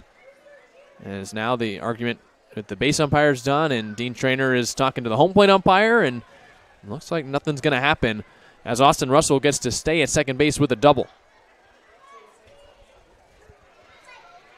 Noah Garcia at the dish, the designated hitter, as Nairn comes home and misses outside with a fastball, 1 ball and no strikes. As I mentioned last at bat, Noah Garcia, one of the more dangerous hitters in their lineup. He came up clutch last time they had a runner on second base. Hopefully this isn't deja vu for the Blues. Big swing and a miss on the fastball. I mentioned in the open, Nate, that the Blues had allowed 13 runs to their first 4 games. That's their best start in the last 3 years. They've allowed more than half of that today, and the game's still not over. The Mudcats have 8 runs, and the pitching that was so good for the Blues kind of fell apart with 2 outs last inning as they allowed 7 runs in the 6th. That's just baseball for you, you know? Stuff like that happens all the time. You just got to bounce back from it, dust the dirt off, and go back at it. Nairn long hold, 1-2. And Garcia chases it foul down the left field line out of play. Still 1 ball and 2 strikes. Good job trying to spoil that pitch. Gets one he likes better. Worked the other way last at bat. Had that slicing single. Squared up nicely. Now he goes to the curveball, and it's tapped foul. This is still just game 1 of this 3-game series between the Blues and the Mudcats, so the Blues can't phone it in for the rest of this game. They've got 2 more games to try and build some confidence for these next 2 days against a league team, not a league matchup, so it doesn't count for end-of-the-season standings, as there's a strikeout swinging of Garcia. Nairn blew the fastball by him for the 2nd out. Yup, and Nairn goes up the ladder, gives that fastball up in the zone to Garcia. He waves at it. Talk about it all the time, and maybe there's just something relevant to my career, but that pitch up in the zone is super enticing. It's tough not to swing at it. With 2 outs, here's Jake Tandy, who still has yet to be retired by the Blues. He's got a double, a hit by pitch, and a single. He scored 1 of the 8 runs back in the 6th inning. 0-0. And that's a beautiful off-speed pitch in there for strike 1. The Blues coming into this one 5-1 in their last 6 matchups with the Mudcats, and it seems like Solano might have the upper hand here in this series as they look to win their first game of the summer. 0-1. And there's a high drive towards left field. Blanchette is ranging over towards the track. In front of it, he makes the catch with one hand. We head to the bottom of the 7th inning, and the Blues still chasing 5 runs here on the SLO Blues streaming network.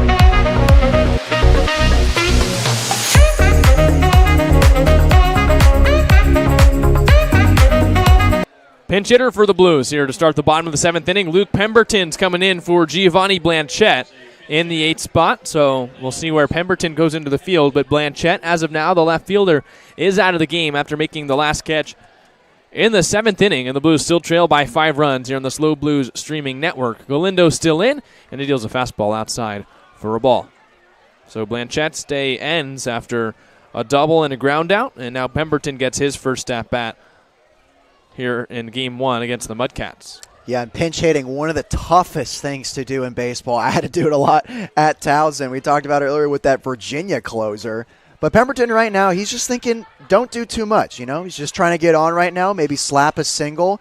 Obviously, an extra base hit would be nice, but the mindset right now is to just hit something hard and find a hole, get on for your team, and start a rally. 2 balls and no strikes. And that's in there for strike 1. Now, was it pinch hitting or pinch running that you did? Because I did some scouting on your Towson profile page, and they said you were the team's go-to pinch runner down the stretch of the season. Did both of those, but probably aired towards pinch running. 2-1, and Pemberton laces a fly ball down the right field line out of play, 2-2. And it's got to be awful hard to pinch hit, too, in a game where your team has given up 7 runs in the 6th inning, and now you trail by 5 because maybe the other players on the team see that the game might be getting out of hand a little bit, but this might be your lone at-bat on the day, and you want to take it seriously as Pemberton cues it foul. Yeah, and you want to be the guy, right? Because you're seeing your guys maybe hanging their heads a little bit, maybe getting a little down as this one's gotten out of reach.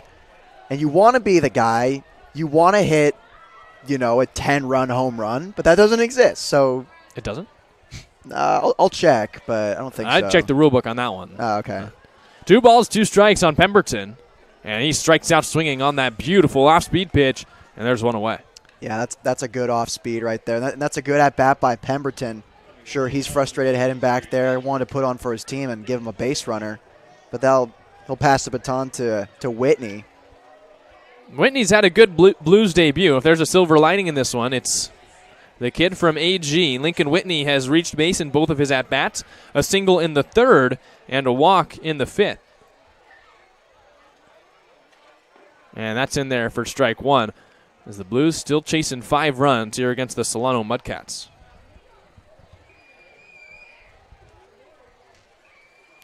Galindo, the righty, working from the stretch. Ready's up.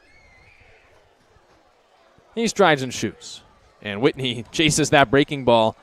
Stopped about halfway through his swing and realized he was swinging at a ball, but it's 0-2. I'm seeing that. That's a pitch you don't want to mess with early in at bat like this, because now all of a sudden you put on a bad swing and you fall to 0-2. Here's the 0-2.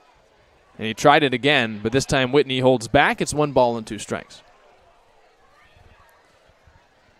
Yeah, it makes sense that Galindo went back to that saucer of a slider after that check swing from Whitney, but Whitney does a good job spitting on it. He earns a 1-2 count now. Another 1-2. Breaking ball, strike 3 called on the outer half. 2 straight strikeouts for the Blues to start the frame. Yeah, maybe a little too close to take there for Whitney. Got to get up on the plate and at least put a hack on that swing, maybe on that ball rather. Fight it off. That's not when you can hit that decently. So in that case, you just want to fight it off and get the at-bat going. But now and then Burns, we'll see if they can give the Blues some 2-out magic. Back to the top of the lineup. And then Burns takes that one for a ball. It's 1-0.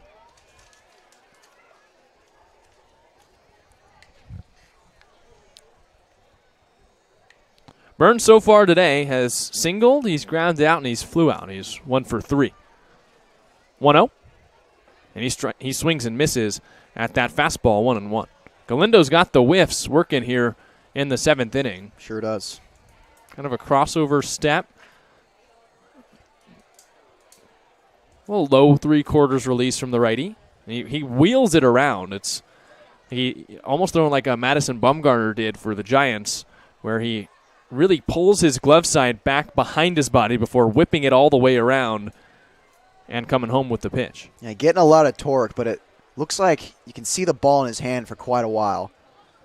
And Burns fights that one off foul down the first base line, 2 balls and 2 strikes. He's coming in, too, with this bent wrist action. Sure, that's putting some movement on the fastball as well, maybe a little extra movement on the breaking stuff.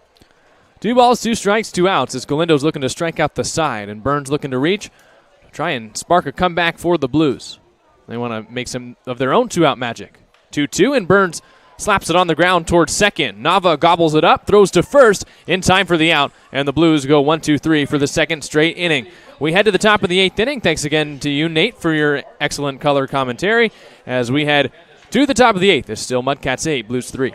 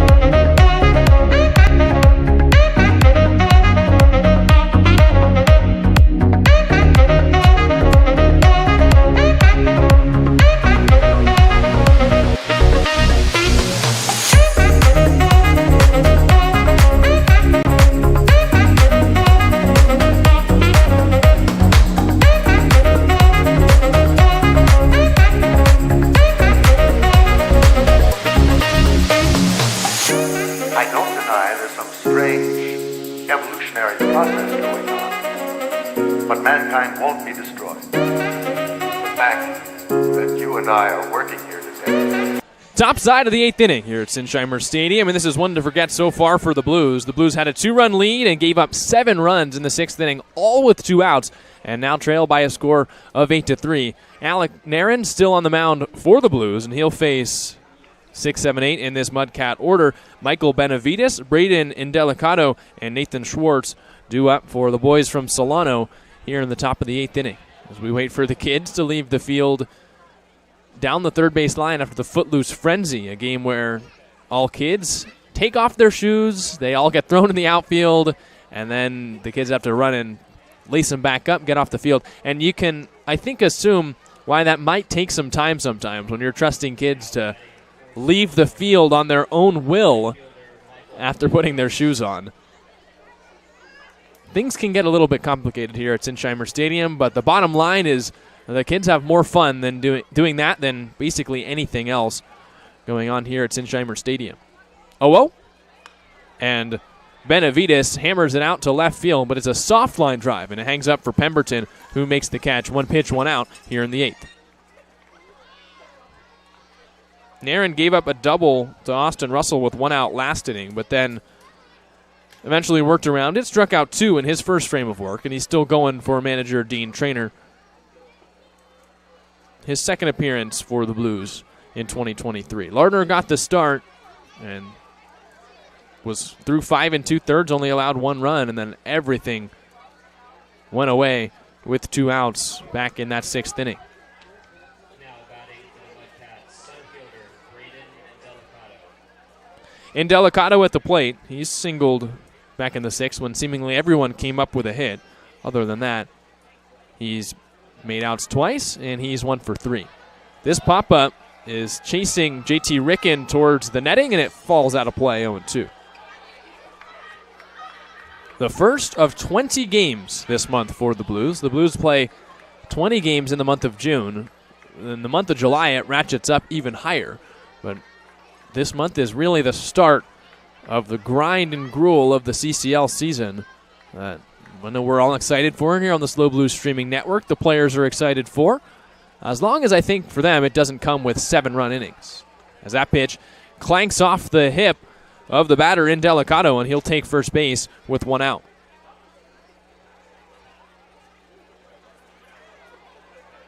So Indelicato hit by the pitch, and now Nathan Schwartz coming to the plate. He's 0 for 3. He reached on the error by the third baseman JT Ricken back in the 6th inning.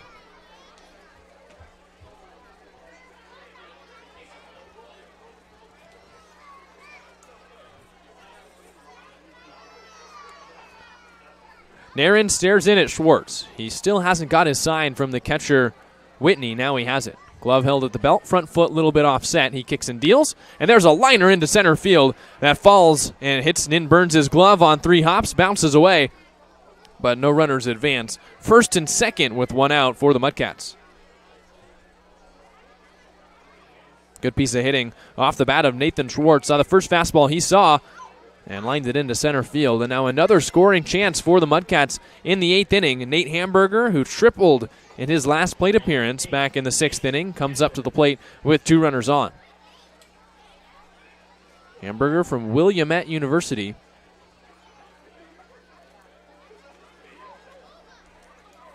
Big opportunity again for the Mudcats if they want to extend this lead even further here at Sinsheimer Stadium and really rub some dirt on the wounds for the Blues.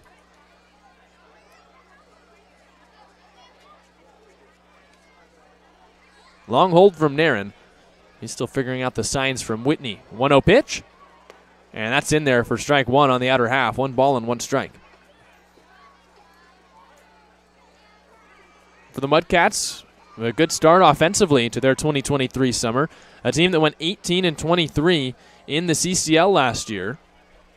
And bouncing back in a big way in their first game of the season. This isn't a league matchup, as we've repeated here on the broadcast.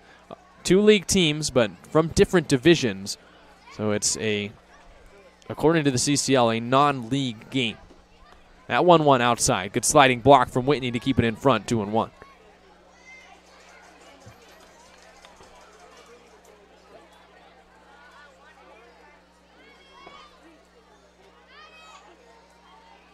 Narin trying to work around some trouble. Runners at first and second. It's Indelicato at second, Schwartz at first. There's a pitch that is flown out to right field. Adams has to come in and make the catch nearing in towards the infield. He puts it away for the second out of the inning, and both runners stay at their respective bags.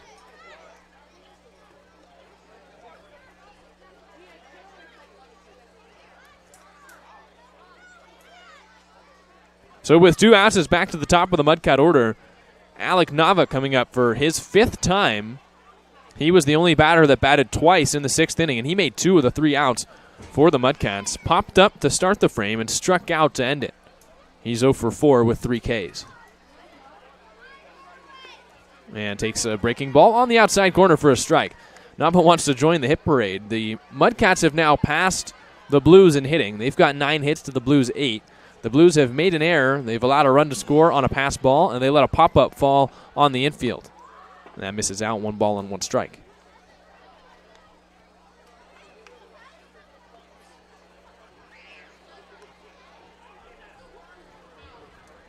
Nava is one of just 2 hitters in the lineup for the Mudcats that has not reached base here so far today. Narin looks back at second, out comes home. And Nava chases that 1-1 fastball out of play. It's 1 ball and 2 strikes.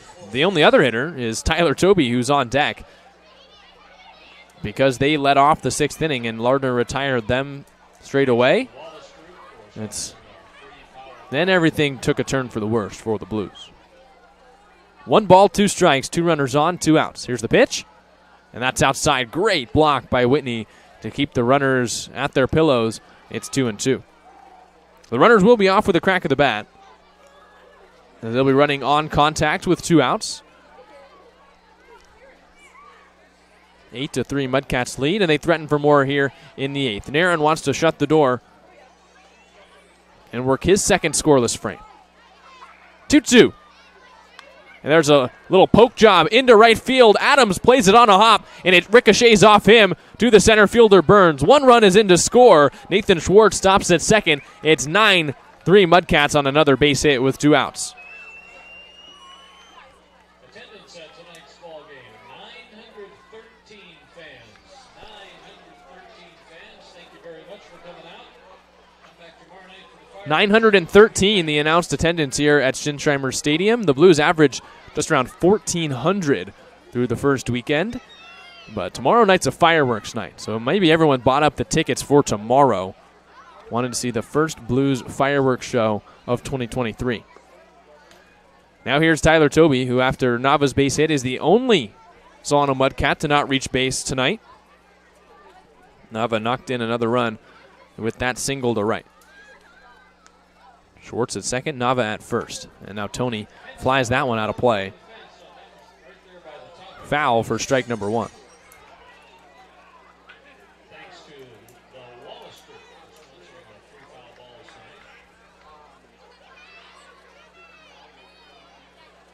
One ball, one strike. Nairn looking to escape the jam. He strides and shoots. And Tobey lines it right into the glove of Ricken, the third baseman, for the third out. And the Mudcats keep getting robbed by those liners to JC. We head to the bottom of the eighth inning, and it's 9-3 Solano Mudcats.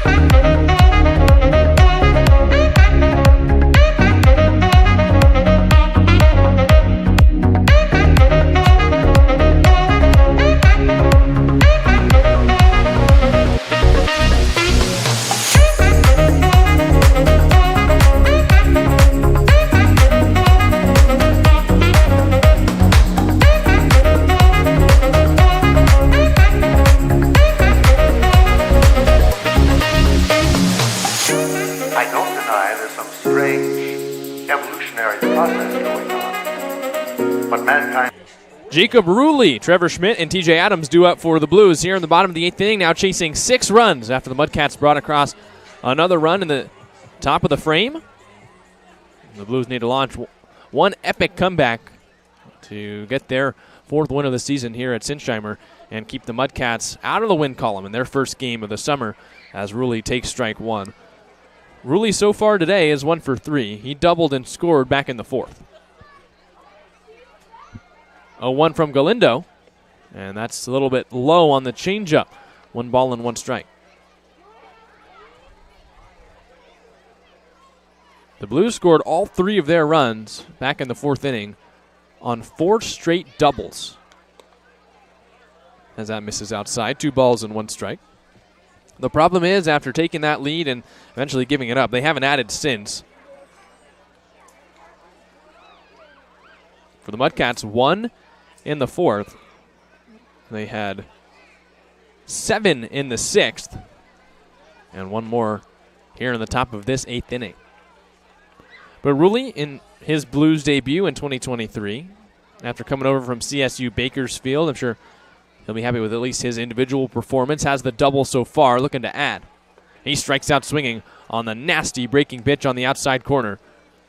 That's the 4th strikeout for Galindo out of the pen. And now he turns his attention to Trevor Schmidt. 2 doubles on the day for Schmidt. Down each line. And he was part of that 4-double outing in the 4th inning. He knocked in the Blues' first run of the game. 2-0. And Schmidt taps it back up the middle.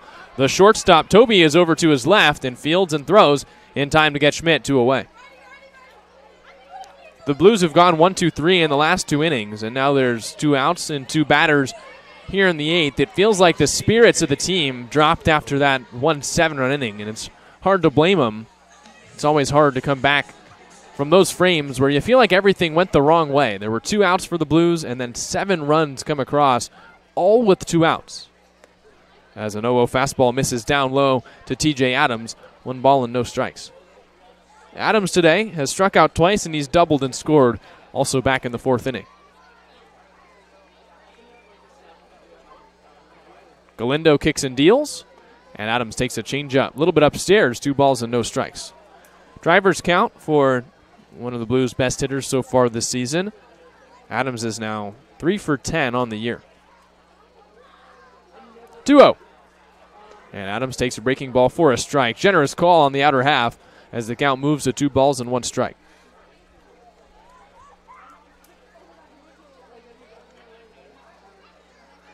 Galindo strides and shoots, and Adams takes that breaking pitch in the other batter's box for a 3-1 count.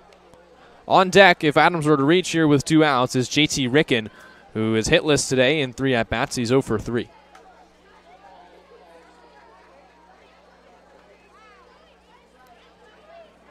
(3-1). And Adams inside outs, a line drive over the head of the second baseman Nava, who made a mighty leap to get it, but couldn't get quite high enough, and Adams rounds the bag with a base hit. So a little sign of life for the Blues here in the bottom of the 8th inning. A 2-out single for TJ Adams, who has his second hit of the day. And now Ricken comes up. And for the Blues, even if they don't come back and win this game here in the 8th, you at least want to foster a little bit of confidence and a little bit of momentum moving into tomorrow's game, which would be game 2 of this 3-game series. 0-0. And a big swing and a miss. Hardy cut from Ricken on the outer half. It's 0-1.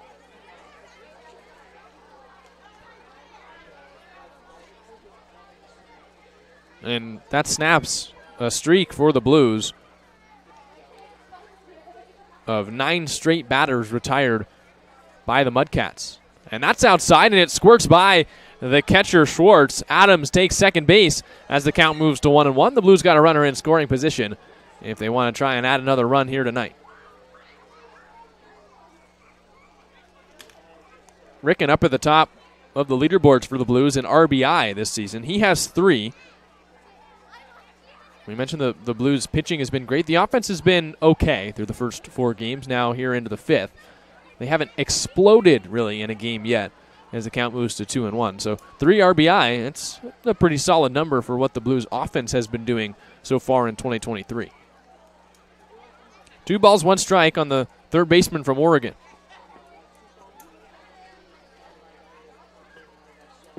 Galindo comes to a set. Looks back at the dancing Adams at second and comes home, and Ricken swings through the breaking ball, 2 balls and 2 strikes. 9-3 Mudcats, bottom of the 8th. The sun has not completely set here in San Luis Obispo. As you can see, there's still a light blue sky up above. 2-2 pitch on the way, and that's outside on the breaking ball. The count moves full, 3 balls and 2 strikes. If Ricken were to reach here with 2 outs, it's Jason Hansen, the designated hitter, who's on deck. He wants to get another crack at the Mudcats here with some runners on.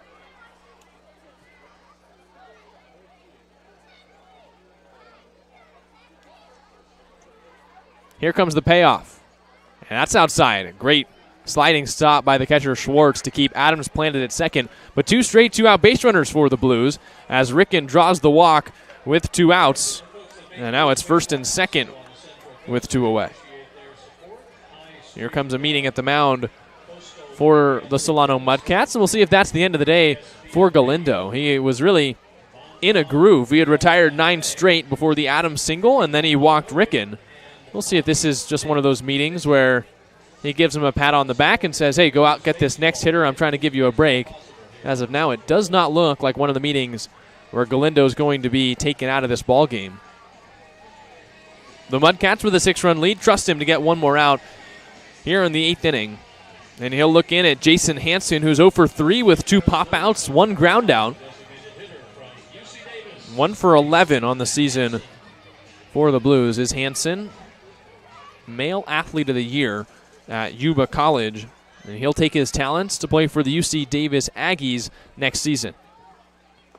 He takes that breaking ball a little bit outside for a ball. 1 ball and no strikes. Hansen, 2 runs batted in so far. Here playing in his 3rd game for the Blues in the young summer. Galindo looking for the 3rd out here in the 8th. He looks back at Adams again and comes home. And misses outside. 2 balls and no strikes on that fastball. So Galindo's going to take a deep breath. Steps off the rubber. Wondering where things have gone wrong here in the inning. But he's still just 1 pitch away from getting out of it at any time. From the stretch, white cleats planted on the first base side of the rubber. He comes home and misses a little bit low with a fastball 3-0. And Galindo doesn't understand the call.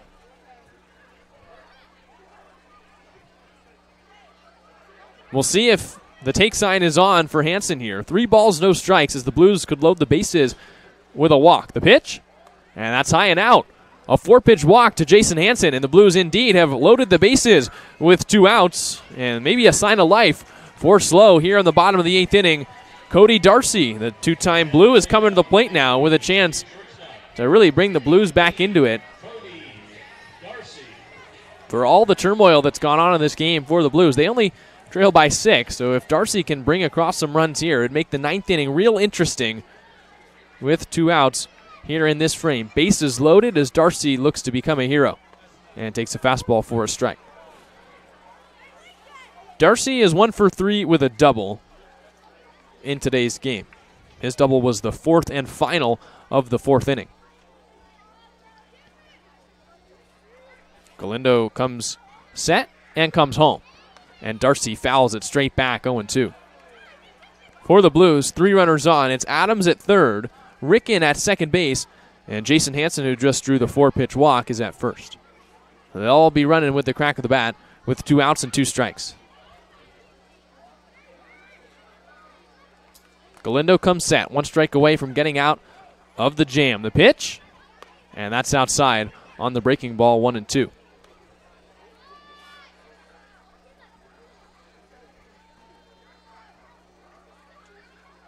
Cody Darcy looking to bring in some more runs here in his first Blues game of the summer of 2023. Galindo comes set, comes home, and Darcy watches that breaking ball off the plate. And again, Galindo stands hands on hips, wondering where that missed.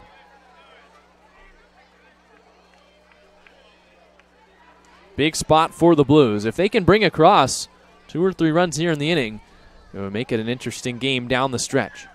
2 balls, 2 strikes. Here's the pitch. And Darcy takes that one a little too close. Called strike 3 on the outer half. And the Blues strand the bases loaded. We're heading to the 9th inning. It is still Mudcats 9, Blues 3 on the SLO Blues streaming network.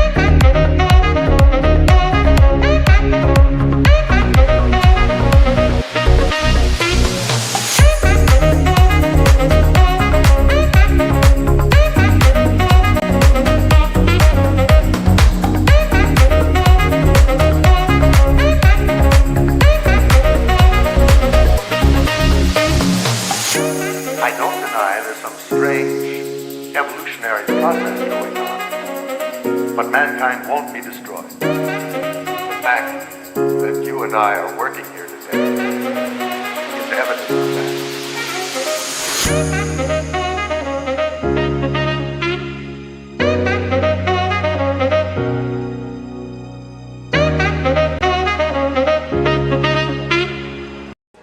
The Blues return to the bullpen once again here in the top of the ninth inning, trailing the Solano Mudcats by a score of 9-3. It's the new right-hander Hunter Hammond coming into the game for the Blues, and head coach Dean Trainer. Hammond, standing 6'4", 190 pounds, from Atascadero, California, and St. Joseph High School, is on the mound to try and clean things up for the Blues here in the ninth inning. Down by 6, the Blues just stranded the bases loaded in the bottom of the eighth inning on a looking strike 3 on Cody Darcy. And now Hammond, the tall right-hander, stares in at Russell, the third baseman, and kicks and deals. That's some heat on the fastball, and it's no balls and 1 strike. Russell has reached base his last 3 times, 2 singles and a double. He's 3 for 4 today. 0-1. That's a changeup in the dirt. 1 ball and 1 strike. Not how the Blues wanted this game to go here to open up the series against the Solano Mudcats. 1-1. That's a fastball tagged back to the screen. It's 1-2. If you're just joining us, Blues trailed early 1-0, responded straight back with 4 straight doubles and 3 runs. And then in the 6th inning, the Mudcats exploded for 7 runs, all with 2 outs. They've added 1 more since, and it's 9-3. Hammond's 1-2. And that's a chopper on the ground. Great diving stop by Ricken, the third baseman. He throws off the back of his pants and makes the play. What a move from the third baseman for the Blues. And there's 1 away. Fabulous defense being played at the hot corner today for SLO by J.T. Ricken. Wow, what a play by the third baseman from Oregon. He had to slide. It's not even a dive. Ended up sitting, facing the dugout for the Mudcats, and spun around while still on his backside and made the play. There's a swing and a miss on the fastball by Noah Garcia. Ricken's caught 2 line drives today, made that phenomenal stop. And the Oregon Duck making an impact here in San Luis Obispo. There's another big swing and miss, 0-2. Third baseman on third baseman crime as well, as Russell was retired. Hammond into his windup. Here's his 0-2, and a chase swing and miss on the changeup. A 3-pitch strikeout for Hunter Hammond. That's his first in a Blues uniform, and there's 2 away. Well, I still can't get over the play that Ricken made at third base to start off this inning. He probably saved extra bases for Hammond, as Austin Russell would have been off to the races chasing after second base. Here's Jake Tandy, the first baseman, 2 for 4 with a double today. And he fouls that out of the glove of Whitney. It's no balls and 1 strike.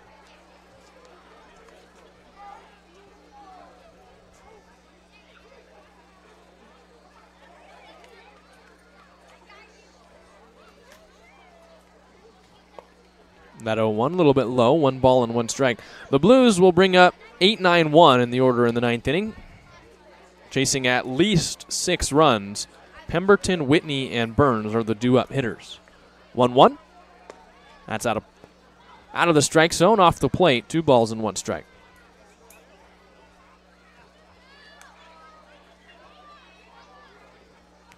Hammond into the windup again, dishes. And there's a high drive deep to left field. Pemberton is chasing it, and it's just foul. Would have been gone by a mile down the third base line, but Tandy couldn't keep it fair.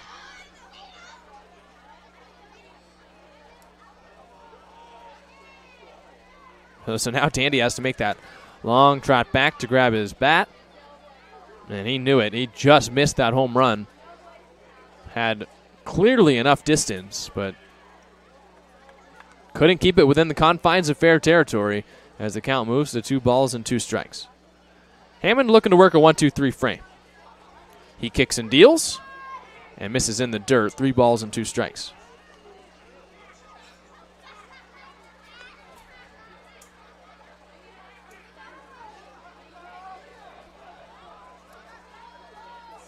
Hammond shakes, still looking for his sign. Now he has it. Here's his payoff pitch. And that's in there. Broken bat line drive down the left field line. Foul. As Tandy needs a new piece of hardwood. To go from almost hitting a home run in one at bat to breaking your bat has to be a real tough change of events. That's the second broken bat that the Blues have induced today, as Lardner got one on a changeup earlier in the game, and now Hunter Hammond can add one to his collection. But still has to work to get out of this inning. It's 3 balls and 2 strikes still on Tandy, the first baseman from UOP. Hammond into his windup. He kicks and fires. And that's a little nubber out to center field that falls in for a base hit in front of Burns. Tandy has his 3rd hit of the day, and he leads off first base with a 2-out single.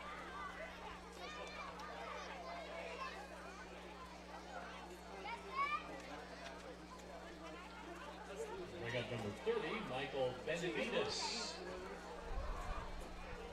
Michael Benavides at the dish now. Will walk today as well as a strikeout. He's 1 for 4. Great block by Whitney on the fastball to keep that in front. It's 1 ball and no strikes. Benavides from Yuba Community College. We had 2 Yuba players playing today. You have Benavides in right field for the Mudcats, and Jason Hansen is in left for the Blues. As Benavides fights that one off, fouled on the first baseline. Out of play into the orange seats here at Shinsheimer. It's 1-1.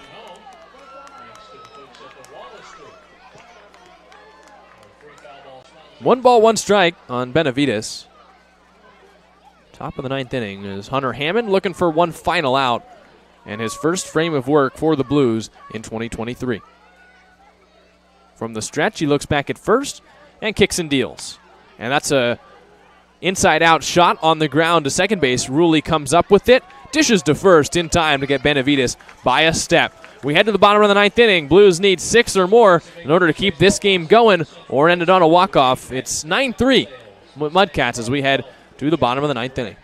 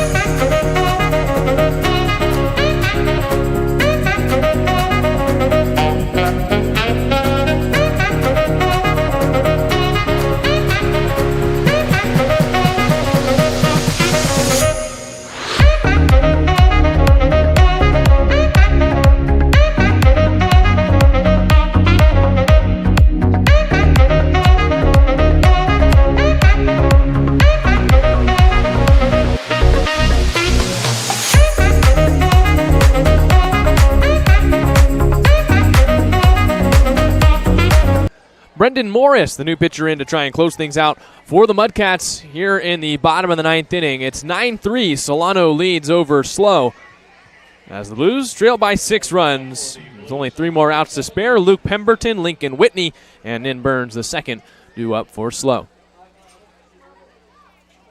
Morris kicks and fires and blows it right past Pemberton on the fastball, 0-1. The Blues will have to regroup and come back tomorrow to try and even the series up at 1 win apiece. Game 1 today of this 3-game set here at Sinsheimer for the Blues and the Mudcats is Pemberton flies that one to right, and Benavides comes up with the catch. There's one away. Now it's Lincoln Whitney coming to the plate. A good day for the kid, the catcher from Arroyo Grande High School. He's got a single and a walk. He's struck out once.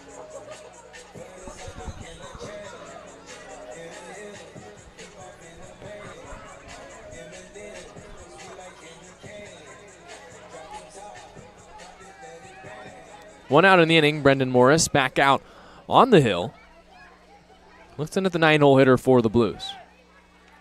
High leg kick. He kicks and fires, and that 2-seamer's in there for a strike.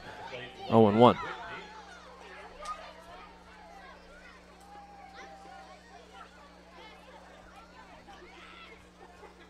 Here's the 0-1 offering. And that curveball a little bit high, 1 ball and 1 strike. The Blues came into this one 3-1 after a series sweep and a series split in both 2-game sets to start the season in a 4-game weekend last weekend, including that shutout win on Memorial Day as the count moves to 1-2 on Lincoln Whitney. And the Blues, who had dominated the Mudcats over the past 2 seasons, got a taste of their own medicine as the Mudcats put up 7 here in the 6th inning. 1-2 on Whitney. Here's the pitch. And that's in there. Called strike 3 on the outer half. And Whitney strikes out for the 2nd straight time. There's 2 outs, and the Blues are down to their final out.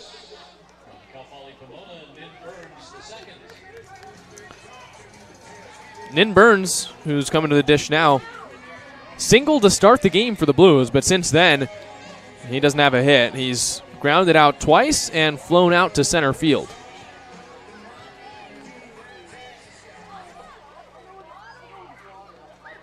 Looking to keep this game going for the Blues, the 0-0.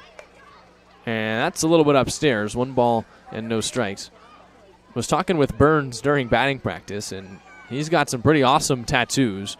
You look down his legs. Ken Griffey, Floyd Mayweather, and Kobe Bryant that are all tattooed near the shin or calf area. And they asked him, you have any reason? And those are some of his idols growing up as athletes that represented what he wants to stand for on and off the field/court.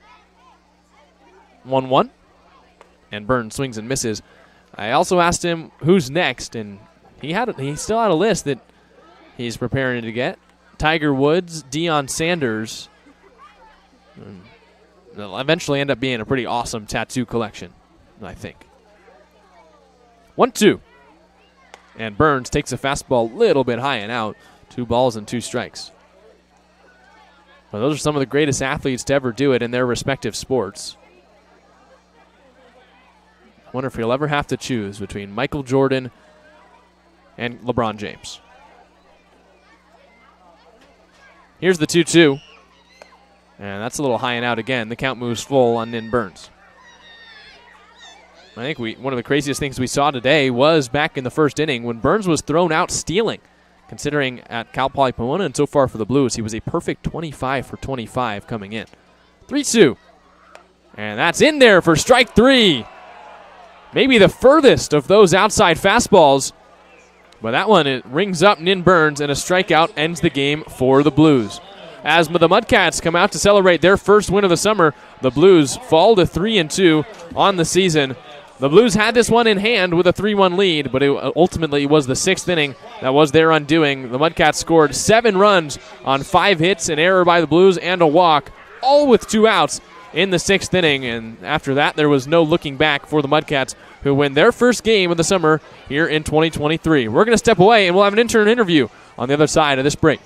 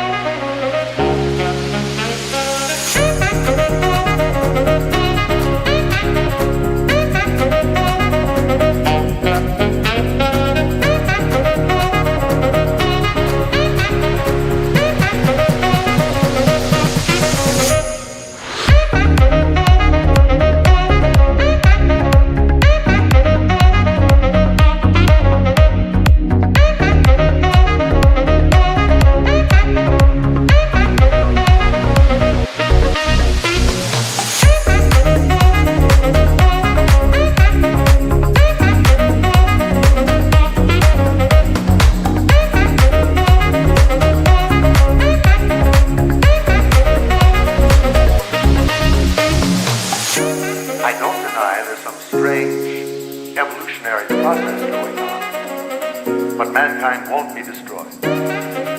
fact that you and I are working here today is evidence of that.